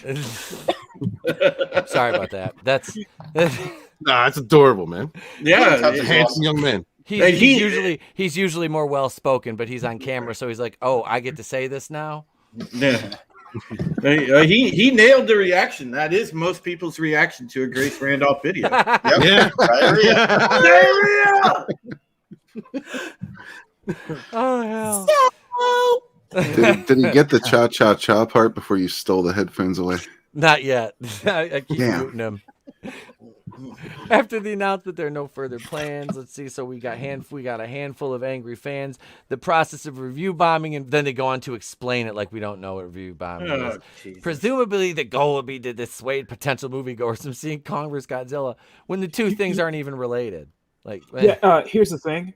The people always want to talk about negative review bombing, but there's also such a thing as positive review bombing. Well, this whole article, like, it's also an attempt to, like, try to get, like, again, a couple of different fandoms infighting with one another. Yep. This is exactly what this is. It's garbage journalism. It is garbage journalism, man. It's the access media again, just trying to create a narrative. Probably. I mean, I don't know if this is really going on, but we're so used to seeing certain segments of fandom being attacked, mislabeled, narratives being written about, misinformation being put out there. So I wouldn't be surprised if that's what this is, because a lot of people hate the fact that the Snyder Cut movement got what they wanted. Yes. They've been hating on it, disavowing it, saying it doesn't exist, talking trash, calling these people. Well, they called him like a tourist, right? A couple weeks ago, right? Some comic pros called Snyder Cut fans terrorists. Yeah. Yeah. Yep. They are destroying every word that should have an impactful meaning in our language. Yes. It's like, so you're talking about fans who we said, hey, we want this potential, the possibility of the cut of the actual director's cut of the movie being released. You're a terrorist, bitch. I wanted a movie. I didn't hurt anybody. Like, all I did was get on social media and say, hey, hashtag, release the Snyder cut. Oh, I'm a bad person now. Ooh, I'm not the one that's forcing kids to work in sweatshops in other countries and have those camps that you have to go to think really hard and then get thanked by fucking Disney. But hey, I'm a bad person for wanting a movie. You are totally a bad person. And the real question should be in the Monsterverse Part 2, are we going to find out that Kong is bisexual? I think that's the only place you go from there. Yeah. Because if not, Kong's going to be a white supremacist. Mm-hmm. Listen, I don't want to see him doing things with bananas. Sorry. Banana trees. Why not? Is that like Winona Ryder and a ping pong ball? It's King Kong and a banana? Wait, go back. Video? He didn't actually show an image, Vinny. there was no video. I'm not showing that. I'm not doing Damn. it. We run a clean show here. Show. I thought that was a new trailer for Stranger Things. It says, interestingly, Godzilla vs. Kong's early reactions seem to be a bit more favorable than Legendary's previous outings with the iconic monster. Both Godzilla 2014 and Godzilla King of Monsters 2019 received mixed reviews from both fans and critics, with many citing both films' focus on weaker human storylines over action, with Godzilla as one of the chief criticisms. Based on the current reviews, Godzilla vs. Kong seems to have addressed these criticisms and improved on its predecessors. That was my problem with Godzilla King of the Monsters, was I didn't give a shit about Millie Bobby Brown. I didn't give a damn about her character. No. I was more sad when the doctor sacrificed himself. Yeah. In like the little the gimmick underneath the ocean he was in, where Godzilla was laying out. Yeah. That was more. I didn't give a shit about her. I'm like, I don't care. You killed off Bryan Cranston in the first movie, assholes. Yeah. Damn. That hurt you. It did, man. I was like, why would you kill off Bryan Cranston that early? It was painful. That hurt me. Stupid. It was like, you get Bryan Cranston, you just kill him off like that. Like, right?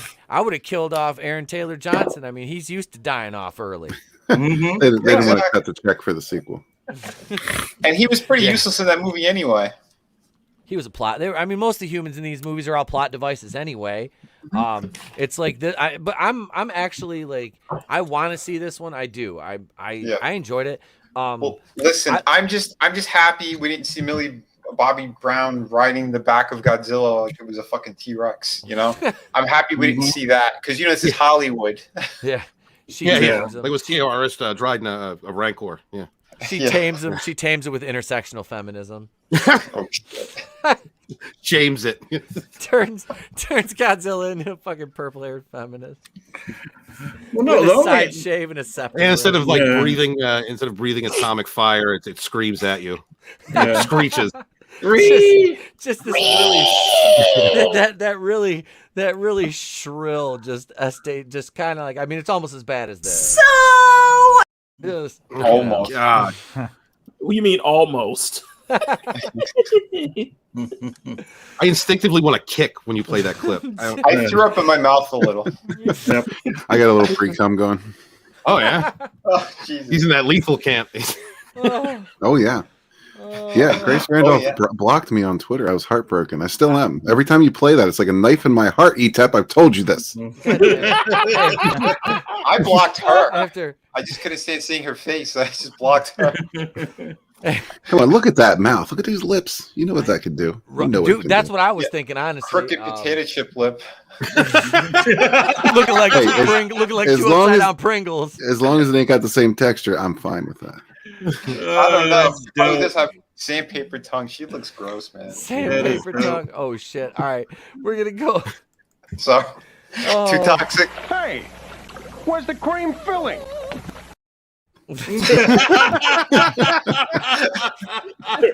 Let's go. We run a classy show around here, man. We run a classy show. Everybody betrayed me. I fed up with this world.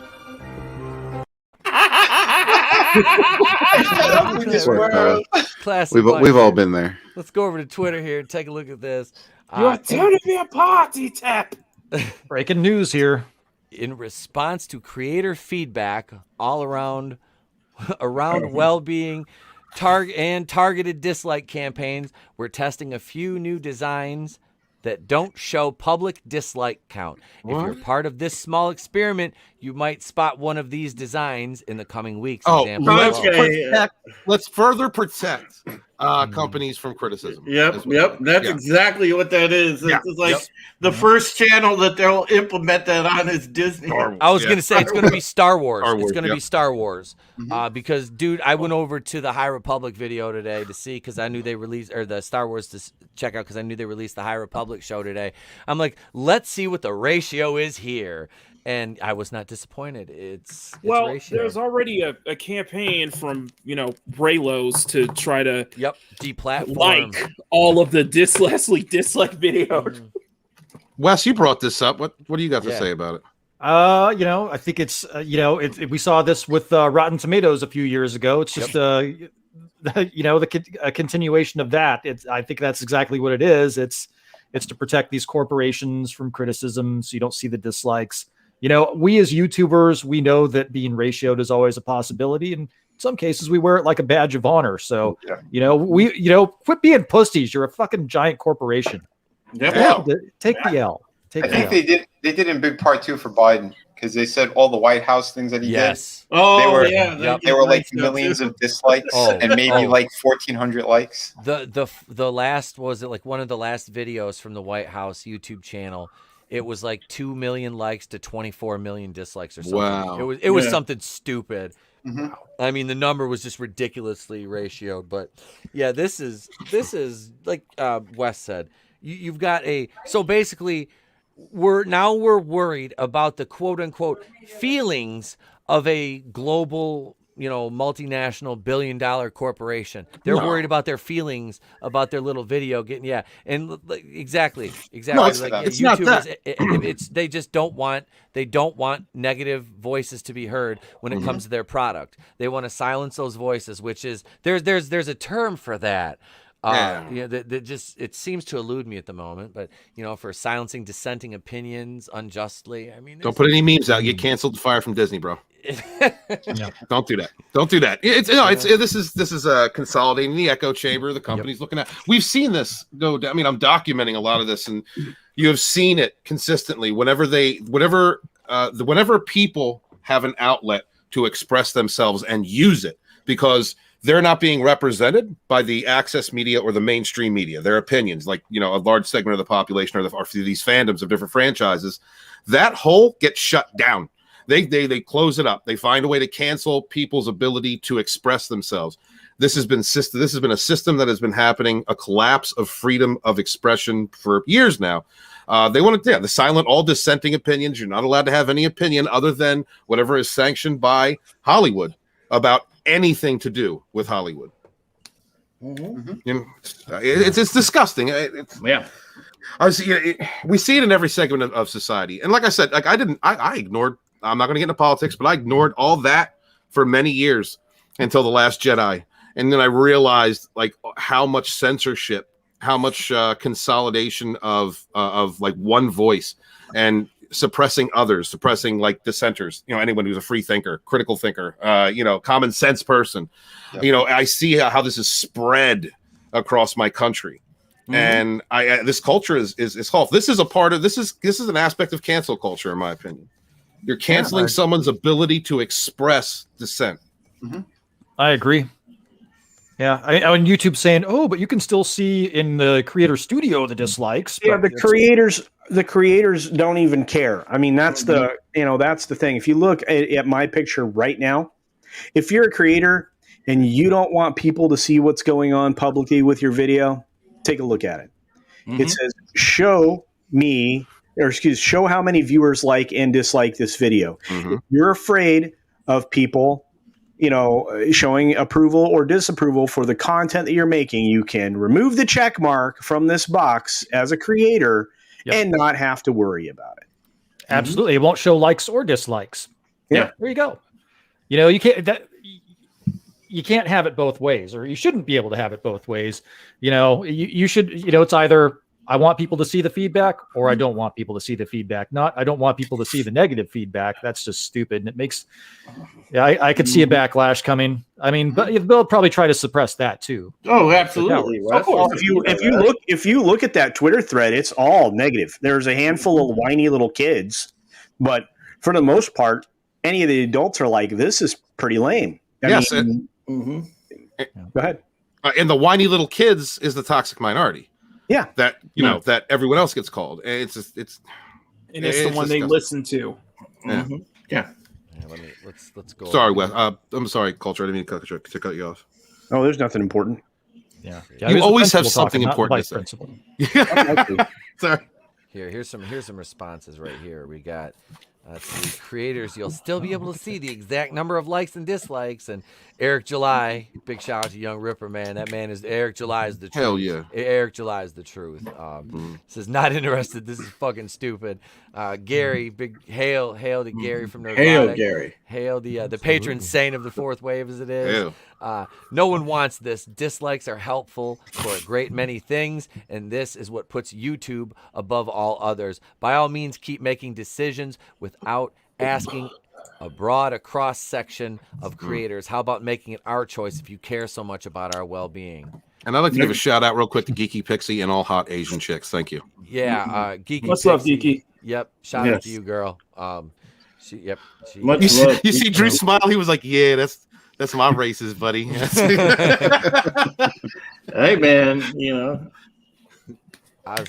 we were watching. Funny story, man. Real quick, I was watching. I got the original 2 movies, the Charlie's Angels movies, Charlie's Angels and Full Throttle, on DVD, and my son has watched. Literally, he has asked. We watched together the other day. He has watched the original Charlie's Angels movie like 3 times, and I'm not even joking. I wish I was, because he's only 5.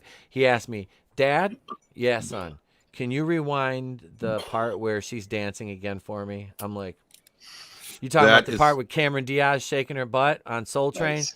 Yeah, that part. Okay. Oh yeah. Okay. So yeah, man, I got a kick out of that. I was like, the masculine is strong with your boy. Yep. I was like, you sure? I was like, I'm pointing at Lucy Liu in leather with a whip. I'm like, you sure you don't like that one? Because I'm like, that's Daddy's pick right there.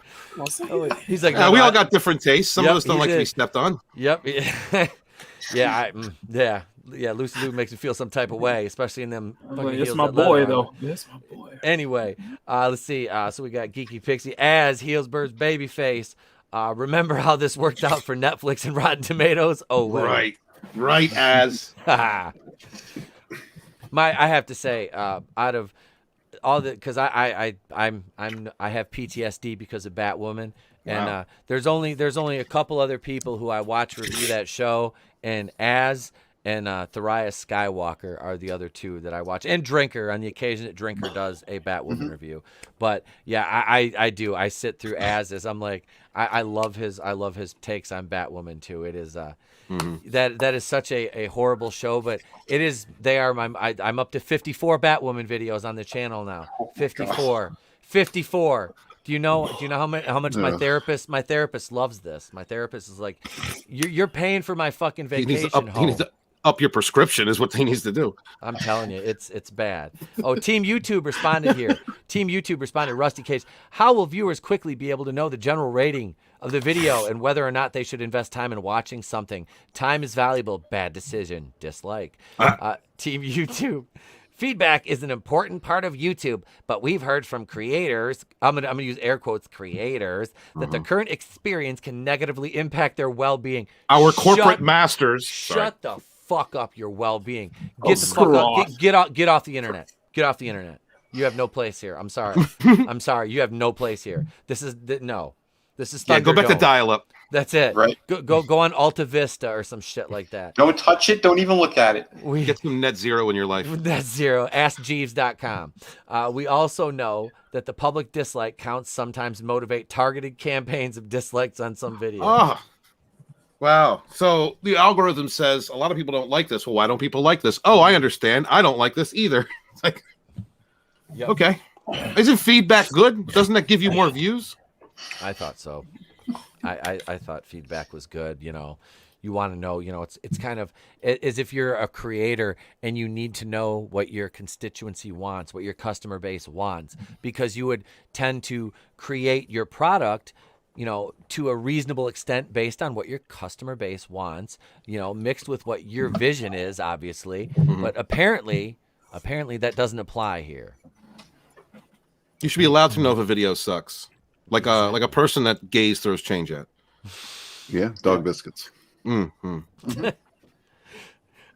You know, or if you make a bad PR decision, like hiring or like firing an actress because, you know, firing one actress for doing one thing, but an actor for not, you know, for doing keeping him for doing the exact same They thing. wouldn't do that, Wes. Are you serious? Crazy. What? Why would they do that? What kind of madness is this? I know. I live in a different world, I guess. Yeah, that would never happen in the real world. Yeah, the force is female. They kept the guy, but fired the chick. All right, Wes, picture, if you will, a world where logic and reason do not apply. The laws of common sense have been traded conveniently with the properties of cognitive dissonance. Oh man, the dead can vote. The dead can vote. Oh, we know that. Necropolitics. Look. The algorithm mention a says, candidate. clarify, thumbs up and thumbs down does nothing directly for the channel. Its purpose is mainly to label the viewer as associated with a particular content. That is from the algorithm. I beg to differ. Yeah. Because usually That's the thumbs algorithm. Yeah, that is the algorithm. Right, Vinny, because How thumbs can you down disagree with the actually gets algorithm? more attention. I mean, listen, we've been on the side, and there's assholes out there that come to our channels and downvote our shit because, you know, they want to be assholes. But they're allowed to be. But to a large degree, you know, the like and dislike is for people to express. You know, the average person that watches your content. I mean, that's your metric of knowing, you know, hey, I got to do better, or, you know, I'm doing fine with what I got. You know, people like my shit, and if you take that metric away, well, then, yeah, it is a problem, because if it's not publicly displayed, other users aren't going to be able to tell, okay, well, what's this person's content about? They just see all these likes, and they're like, okay, and then they realize, like, okay, I just wasted 5 minutes of my life because this person's videos are shit. Right, and how are we going to express our feelings, Drew, if we can't downvote it? Yeah, exactly. I was gonna say, Drew. There's also those who think that a dislike isn't good enough. Then we're just gonna go false flag your channel down.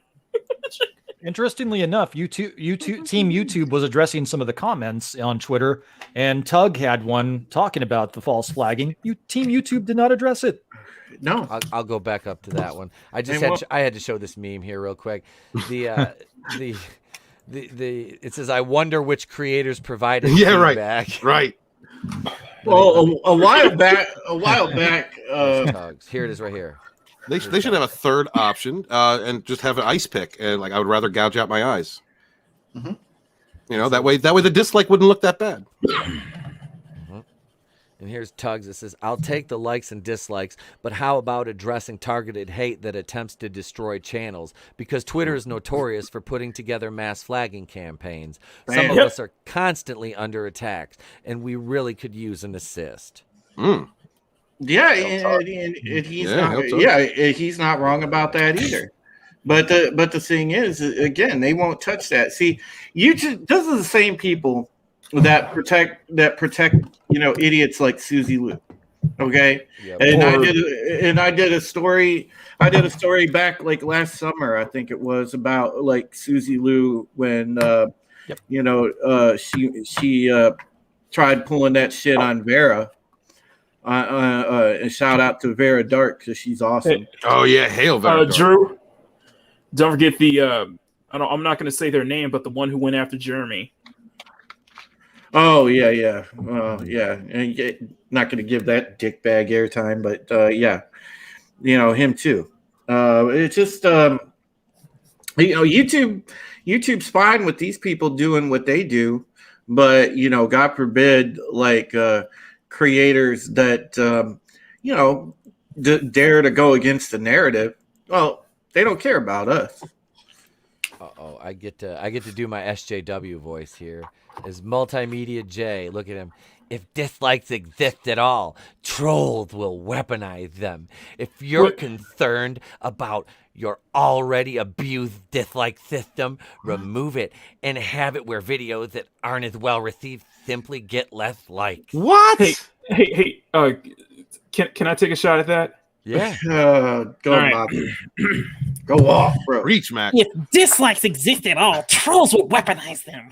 If you're concerned about your already abused dislike system, remove it and have it where videos aren't as well received, simply get less likes. Mac, you live in a major liberal city, don't you, buddy? You did that very well. Hey, read his response to his own tweet too, Mac, right there. Okay, hang on. I want to hear you say anywho. Anywho, here you go, Team YouTube. More folks showing how you're going in the right direction here. Keep up the good work. Keep silencing voices. Yep, that's it. Mm-hmm. That guy right there is 100% USDA grade A bitch made. Yes. Bitch made. Yes. Bitch made, fucking certified, stamp it. Piss in its face.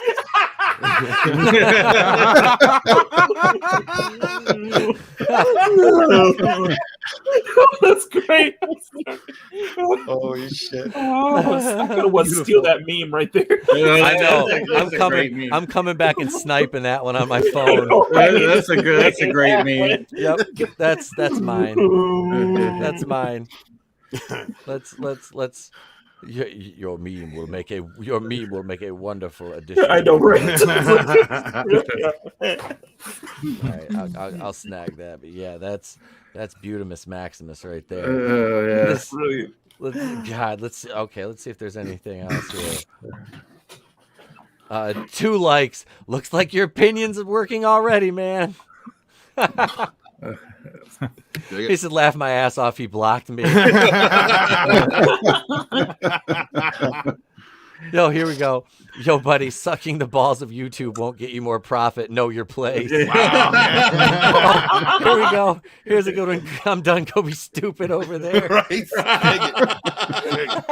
Oh, that's right. Shellback. If you read Shellback's comment. Let me go over here. Let me go. Where? The Boulder. The Boulder King. Fucking himself. Jarbo. Man, Like I don't know why someone Jarbo's still on there, honestly. I know. It's like someone poured pancake batter into a wine glass. Here says this one might have offensive material. You have no fans, you say. You have no fans, you say. Wow. Let's see.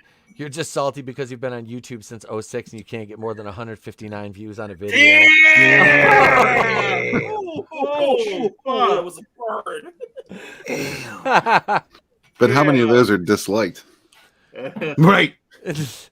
Too many, more than the likes, and that was hurting feelings. This is just beautiful. Beautiful. That's the best use of David Schwimmer ever. I need that meme in my life. Excuse me, sir. Can I borrow that meme for you for a moment? I'll have it back. Yeah. Meme Well, acquisition intensifies. I don't know about you guys, but the big takeaway for me is that that's the way you can use retard and not get banned from Twitter. Right? Yeah, true. I got banned from Twitter last year on my main personal account for 9 months for telling Alexandria Ocasio-Cortez to learn how to code. What? In a meme. In a meme I tagged her in, and it was a learn how to code meme.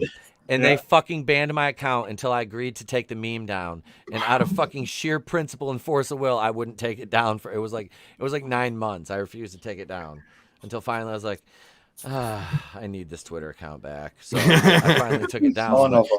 Sorry, Yeah. I think the right name is Rage Gold Eagles always calls her Alexandria Ocasio Chavez. Oh God, she's so pretty but so insane. Yeah, I'd do her. Of course you would, Steven.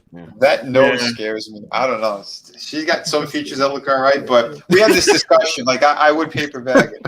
But no, these people. That's another mouth. It's another interesting mouth that can do interesting things. That's There's no sandpaper in there. The bag. These people are insane. I mean, they're insane. What did Gary say? No. Oh, Gary, he's got some responses too. He said, "No one wants this. Dislikes are helpful for a great many things, and this is what puts YouTube above all others. By all means, keep making decisions without asking a broad cross-section of creators. How about making it our choice if you care so much for our well-being?" Everyone has the right to an opinion. If you don't want to have likes, like Culture was saying, you can just turn them off if you don't want them on your video. But everybody has the right to express their opinion, and I don't understand why you would want to eliminate dislikes. I don't. Oh, here's one. This sweet summer child. Lots of people actually want this. 3 likes and 35 responses. Wait. Lots of people? Lots of people. Yeah. Wait, huh? I'm sorry. Hang on. Yeah, him, that other guy, and his Let's see. boyfriend. Yeah. Does he have? Okay, wait. Oh, no pronouns in the bio. I was kind of looking for that. Lots of people actually want this? Lots of people. Really? Actually, he's just one of those guys that seems like, actually. Wait, really? Yeah. Like He got never takes his ratioed to retainer hell. out. Sure. Oh, yeah, here he says, sure, lots of people also want the age of consent to be 11. Oh, damn. Jesus Christ. That was a burn. Damn. Wow. Yeah. Wow. Holy shit. It says, lots of people. You mean just you who cannot handle criticism and rather be blinded from the truth when something plain and simply sucks with the majority agreeing to it? Right. He stole my thunder, Mac. I was going to do that. That's a specimen Oh, that's spicy. Oh, here it is right here. I'm guessing you're one of them going by your ratio here. Dig it. Give that a like. Yep, that gets a like. That gets like. Oh, here's that. Is there more than a like? Is there a love button? And he gets ratioed on his response to his own comment. Laugh my I just know ass some off. YouTubers are getting lots of dislikes from just 3 kids and their 7 accounts each. Okay. Right. Okay, buddy. Yeah, this guy is just getting. I don't get rid of dislikes. Just learn to read. LOL. Wow. Like, here we go. Like, just look at your Nobody, and he keeps responding to himself, and nobody. It's just him. He's look at mad. It. It's no, dude. He's big mad. He just look at this. Wow. Do you think he was? You think he was rage tweeting while he was peeing sitting down? Probably. Look at he definitely pees sitting down. We know. Oh that. yeah. This is bitch made. Like seriously. Look at him. I mean, where's the beef? Not here because this motherfucker's bitch made. I mean, like, God, this dude just went. Look at him. This is like I'm so mad. I'm stomping my feet. I have to know, ETEP. Are there pronouns? Are we No, there's no pronouns. No pronouns. Okay, right. But he has 50 followers. He's following. He's got people. that penis head there, doesn't he? Okay, that explains it. Please, in the chat, do not contact this individual. Yeah, it's like, don't contact these people. Do not contact Do not them. pee sitting down either. Yeah. I mean, unless you're a female, then that's fine. It'll be fine. It's all fine. We're all fine here. Just a weapons malfunction. Right. How are you? We're all fine. They squat all day. But this guy is this is like rage, like anger, and just. This is pure little dick energy right here from this guy. This might be the type of person that endorses pegging. Isn't that what they always say about it? It's just little dick energy. I think that's what he has. It's just a little bit angry, you know. Oh my God. So yeah, this is peak YouTube right here. They're just like, hey, guess what? We're going to we're just gonna drop some of the Hey man, this is that consequence culture, right? Yeah. You know, what plays stupid games with stupid prices, huh? Yep. Yeah, he's got to whip out that little dick on Twitter because mom won't buy him the lifted pickup truck. Oh, shit.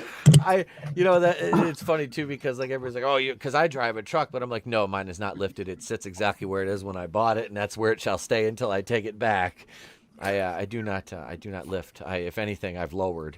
I've never lifted. I lowered a minivan once. That's a true story. You got awfully defensive over that. I did, man. I just because it's a stigma about people who drive trucks. I'm like, because I do the same thing. The lifted I laugh. trucks I with just the I huge do. tires. Don't lip off us like that. We're not all like that, okay? Listen, incel tap, you need to calm down a little bit. Oh, Stop shit. raging. Stop raging. Oh. That's it. God damn it, Vinny. Where's The she people's at? little dick. Where's she at? Here she is, right here. That's it. There. That's it. Just here. Just go inside. Hi. Hello. I'm starting a YouTube channel. There you go. Oh my god. Have some brie. Have some brie. It's aged. It's aged and very flat. The CIA uses that in questioning. That's awful. They just play that on fucking loop. I'm just like, oh over my here. god. Is it Sunday night? I'm waiting for it. The lesbian! Just give it to me. Just give me the. We're all waiting for that. Yeah, we didn't talk about enough lesbians tonight. Well, bisexual superheroes. Well, we can talk about Wonder Woman here. Wonder Woman star 1984 star Connie Jenkins. Connie Nielsen defends Patty Jenkins. English is hard. Words are hard. Connie, I'm just combining them at this point. It doesn't matter. Nobody cares. They don't care. They're just at this point. They're all just talking heads. Connie Nielsen calls Wonder Woman 1984 a beautiful film as the movie arrives on home video. I guess we have different definitions of what a beautiful vision or a beautiful film is. Beautiful is a strong word, though. Cinematic, maybe, but I couldn't make it past an hour and 15 minutes. It was so just. It was just I didn't hate it. It just didn't hold my interest at all. Oh, it wasn't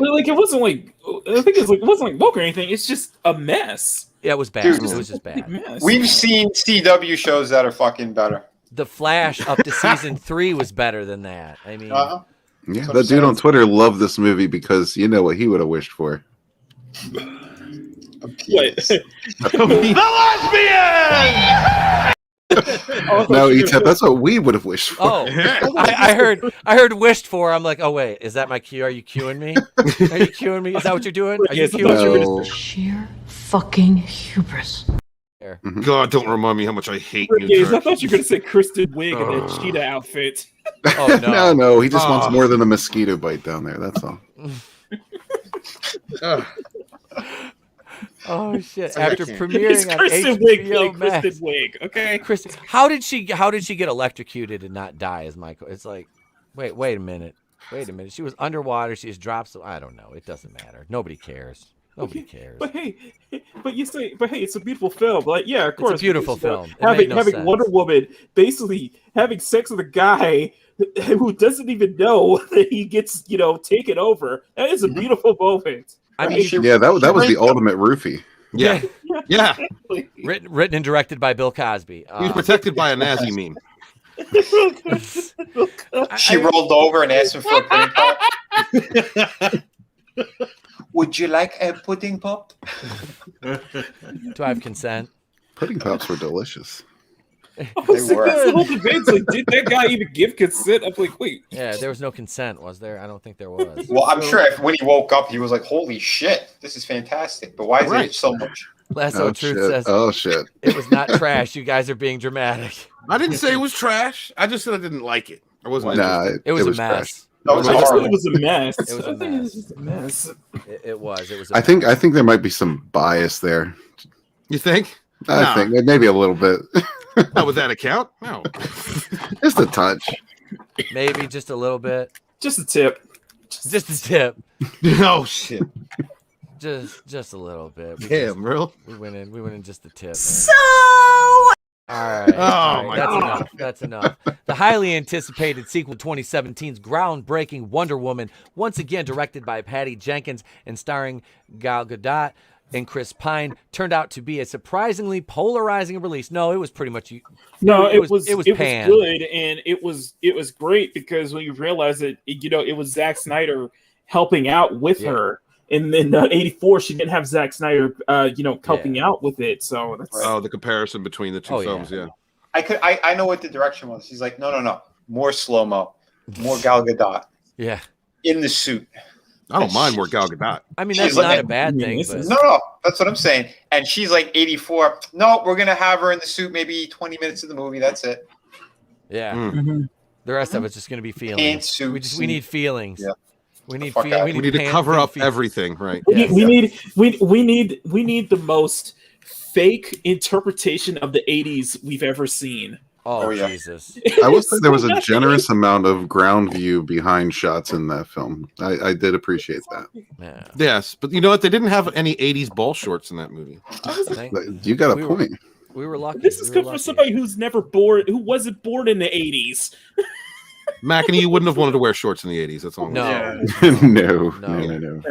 The outsides came up halfway into your butt cheek, and the inside was like okay. ball cleavage. It was like it was just like no. It's 100 degrees, motherfucker. I'll wear pants. I'll wear pants. Right, Can I just wear sweatpants, please? Oh no, I went with when they started going with the 3/4 shorts. Yep, that's the when board I jumped shorts shit. and shit. Yep. I know what you're talking about. I didn't like Wonder Woman 84 what it did to Cheetah either. It relegated Cheetah to a side character. I'm like, no, she's pretty much a main villain.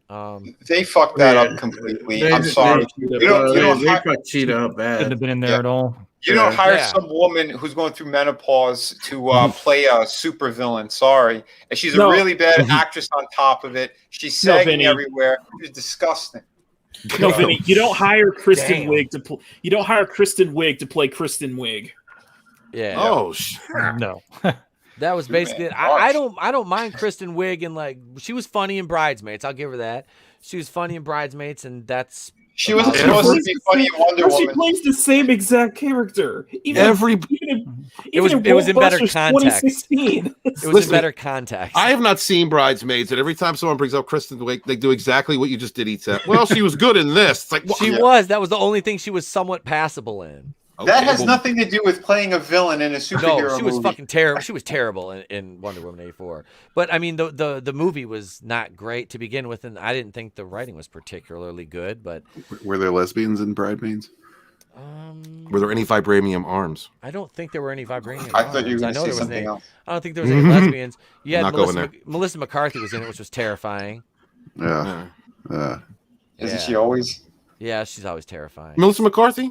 Yeah, I mean, her earlier special. I don't like her. I don't think she's funny. I don't think she's funny. It's just when you get to like post Ghostbusters 2016. It's just well, yeah, it went downhill after that. Yeah.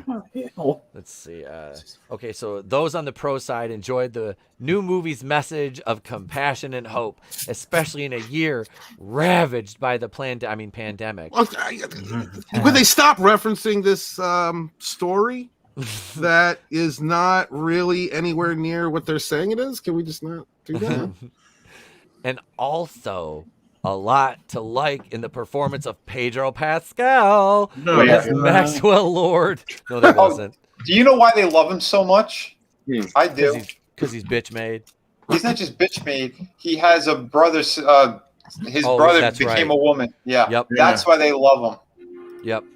Okay. He's brave. He's got that clout. Yep. So he's that was untouchable. why. Yeah, that's why he could say bad things on Twitter and still have his job. He's untouchable for now until he says something outside of the hive mind, and then he will become a problematic person. Oh, you know he doesn't. Even his brother will denounce him.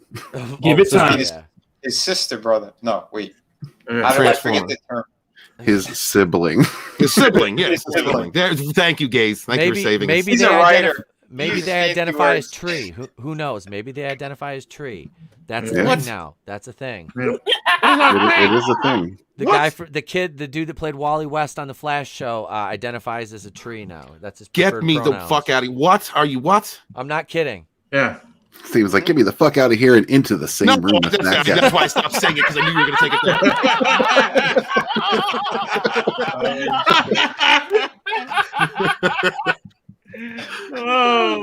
there. He got very excited. Where? I did not know. I can't believe that. Are you kidding? I can't believe that's a thing. True story. Hey, yeah. She really can identify as like an attack helicopter now. Yep. Yeah. That's Oh, the yeah. thing, man. It's clown world. Okay. Well, you heard Honk, about honk. You heard about all the guys in prison, right? That they identify as women so they can be transferred over, and now they are doing something very bad to women in those women prisons. Get the hell Actual out. women in those prisons. Yeah, exactly. Yep. Anything can and will happen in California. I'm glad to hear that the mainstream media has been putting this information out there, because I haven't heard word one about that. Yeah. Isn't it amazing?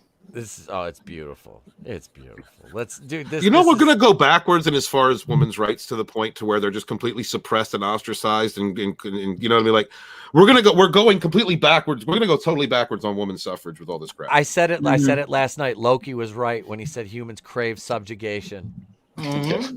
I hate to use an Avengers quote as some prophetic fucking piece, but it's kind of sad. But with people like this, it looks like it's true. You know what I mean? Yeah. Well, like you said earlier, $20 is $20. Yep.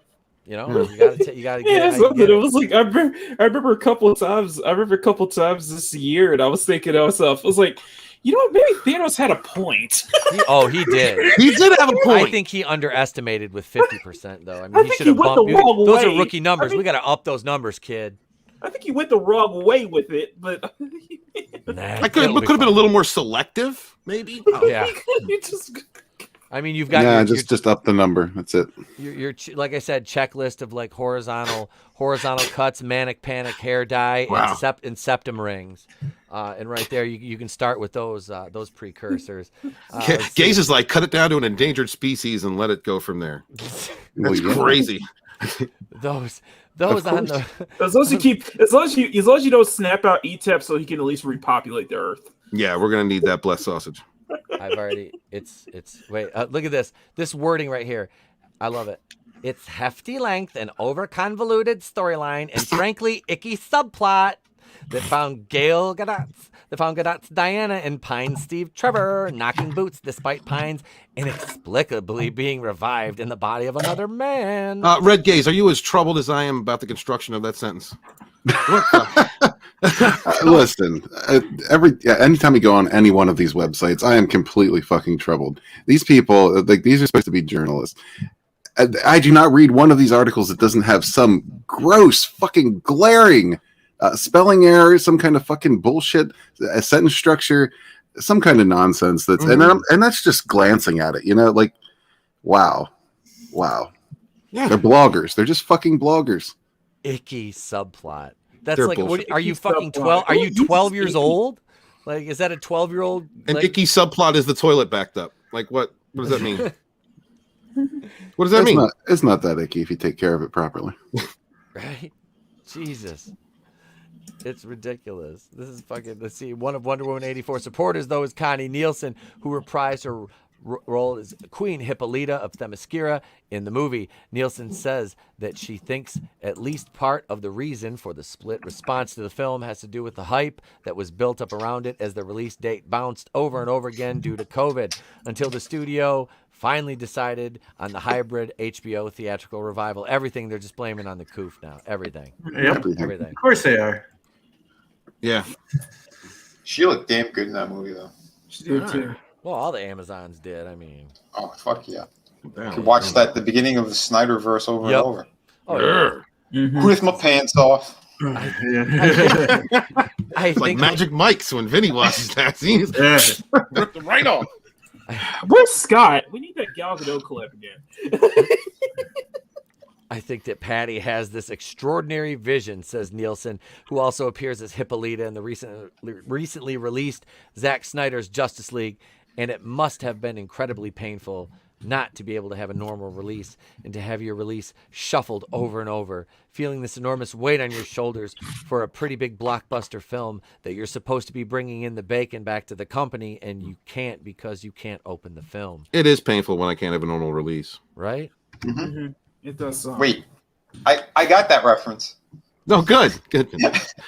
Thanks, man. You're the only one. Thanks. We scared off culture at this point. He's just not. I know we did. No, I feel bad. The principal is not involved. I am here. I'm here. What do you want me to say? You guys are doing a fine job, and when you're wrong, I'll tell you. Well, thank you, Overlord. I'm so afraid to be wrong now. I'm like, I know. Let's see. Nielsen. Vulture's voice sounds like it would spank you. That's all I'm saying. Nielsen continues. You are not wrong. I think that what happens psychologically is that a lot of the movies that then get into this insecure territory where they're up for a judgment that would not normally have happened, the fact that it was moved so many times put it under scrutiny that it did not deserve. It also, as a sophomore film, will always be compared to the one before. Every single movie during the whole pandemic thing took a hit in some way, shape, or form. Everyone that went out, I mean, but still, I don't think that takes away from when people eventually get to see a film and critique it and give their opinion on it. I don't think that. I don't know. They all took hits. I'm tired of the excuse. Yep. Yeah. I mean, Sorry.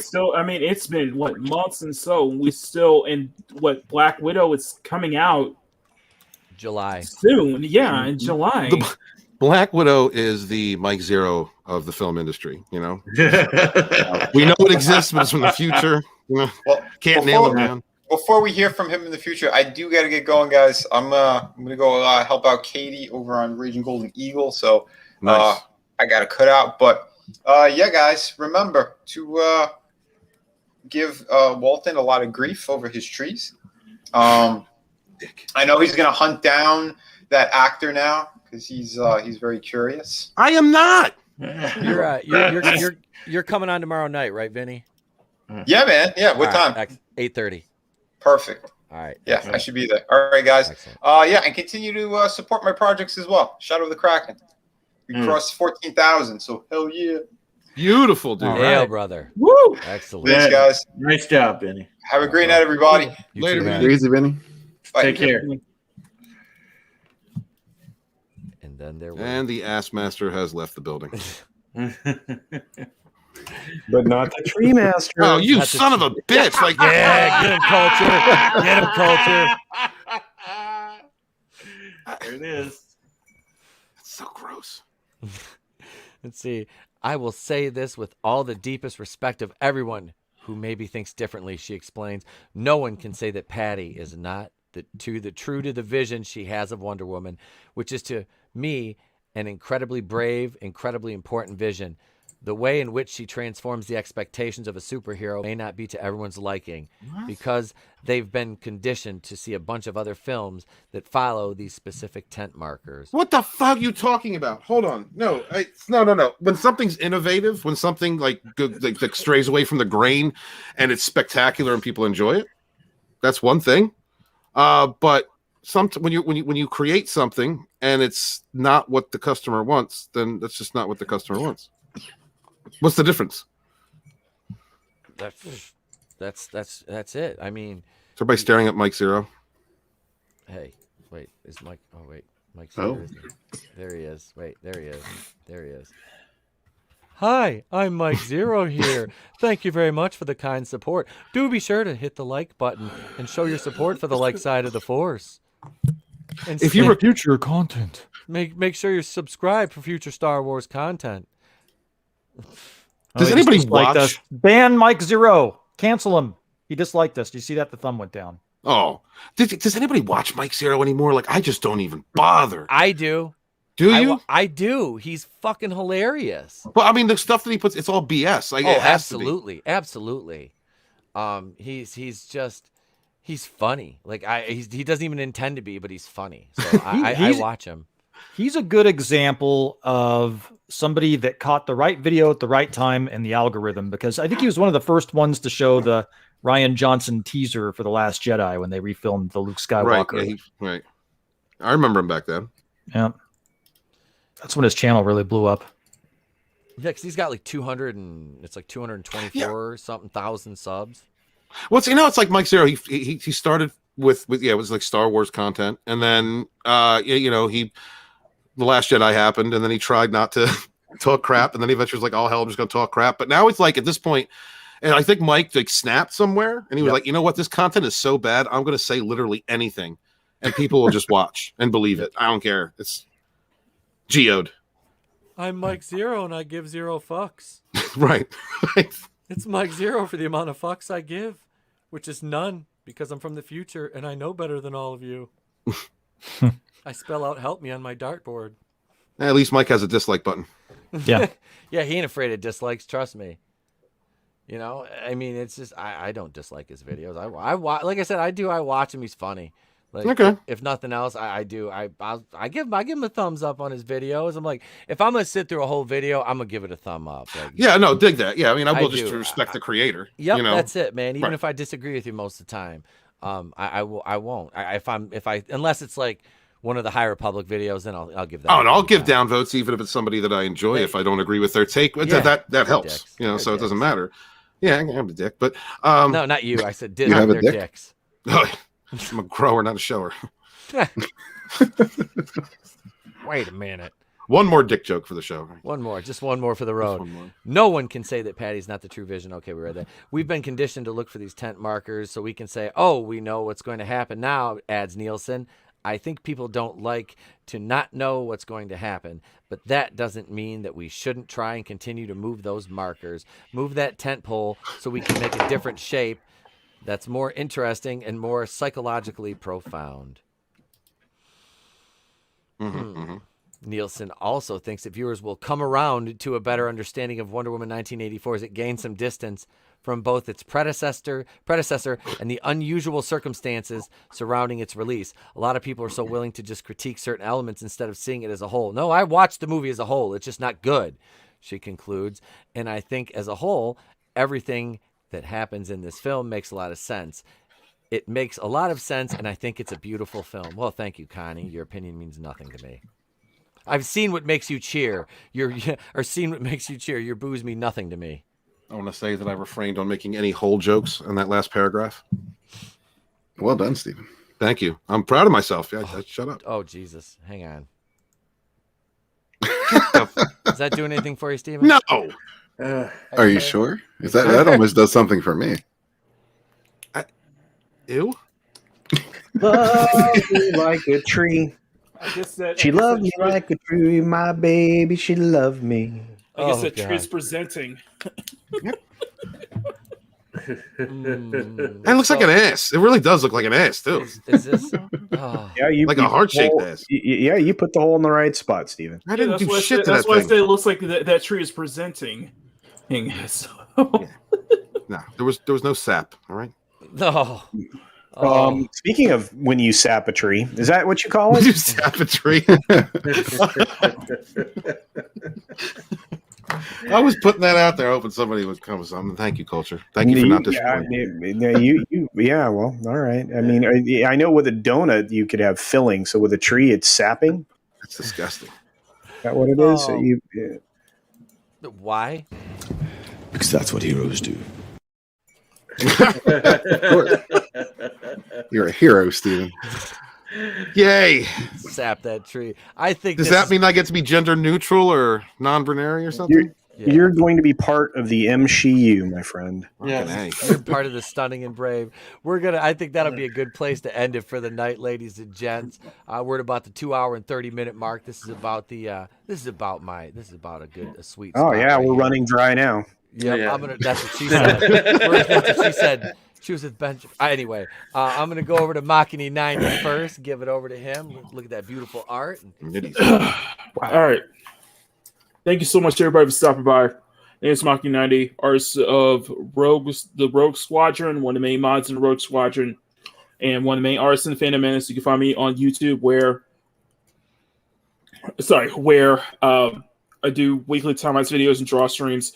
What you're seeing here is me doing something a little bit different. I'm just trying an idea out. Just by Fat Steven Seagal that I should do some work based on like Fortnite. Mac, I really like this one. Yeah, this is a Raven skin, in fact. Yeah. And on Sunday, me and Maz Bear, we're going to be doing a little sketch challenge. It's something a little fun where we take some of the skins for Fortnite and we sketch them out like 10-minute stuff. But definitely check that out. Again, I can't thank you guys enough for 500, and I can't thank you guys enough for that incredible stream we did. We hit 77 likes. Beautiful. On that stream yesterday. That is the highest we've ever gotten. And had so many great people come on. We really appreciate it. So yeah, onwards to 1,000. So the next target is 600. So yeah, if you guys enjoy the content I put out, especially the stuff, especially like this here, please subscribe. You will not be disappointed. If you support booty, subscribe to Macany 90. Come on. Who doesn't? Right. You gotta support the booty, man. You got to. Thank you, Mac. I appreciate it, brother. Thank you for coming on, man. We give it over to Drew, the Supreme Heretic. All right, folks. Well, listen, I am Drew, aka Supreme Heretic.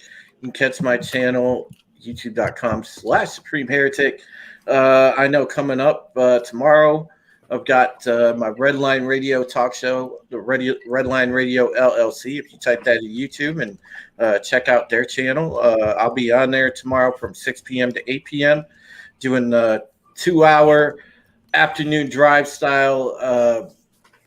Just a good show. And I pretty much go no holds barred. I talk about common sense and what we need to get out of the woke simulation that we're stuck in. Yeah. So check that out. Also, Bounding Live is tomorrow night with I think John Trent's out of town, so it's going to be myself, Don, and Spencer, and we'll probably have some special guests that stop by. And then Thursday, you know what time it is, BSG fans. Stop on Thursday. Check out the Pegasus Actual Podcast. Myself, author Stephen Walton, and Culture. We'll all be there. So will Raquel.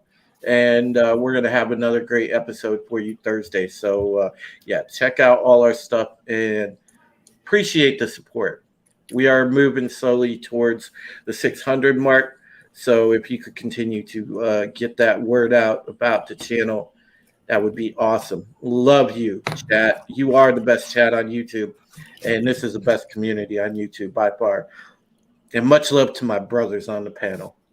Man, much love to you, brother. Much Thank love. you for joining Hashtag us, no homo. Thank you for joining us, bro. Let me give it over to Mr. Wes Moody. Hey, everybody. Thanks for joining us. Wes Moody of the Wes Moody Webcast. I talk about current events, pop culture, occasional conspiracy theories, occasional car talk, gaming streams, and I vlog about whatever the heck I want to because it is my webcast. Hope to see you there on my channel, youtube.com/Wes Moody Webcast. I've recently run afoul of YouTube and have a community guideline strike, a bogus community guideline strike. So I cannot stream until tomorrow. So I would love any support that you can give me. Share out the channel, subscribe, tell your friends to subscribe. Everybody subscribe. That would be nice. Anyways, hope to see you there. Thank you, my friends. We love you. You are the best chat on YouTube. See ya. Thanks for joining us, Wes. I appreciate it, brother. Absolutely. I'm going to the gym after this. I don't know if you can tell. I see that. Next up, author Stephen Walton. Hi.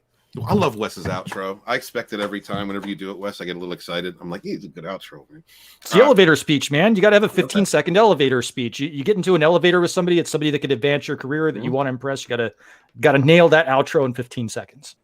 Oh, damn. All right. I'm going to remember that. Thank you. Thank you to the chat for being here. Hail to y'all. Thanks for sharing out the stream, for subscribing to all these wonderful channels. We're trying to get everybody Rogue Entertainment monetized.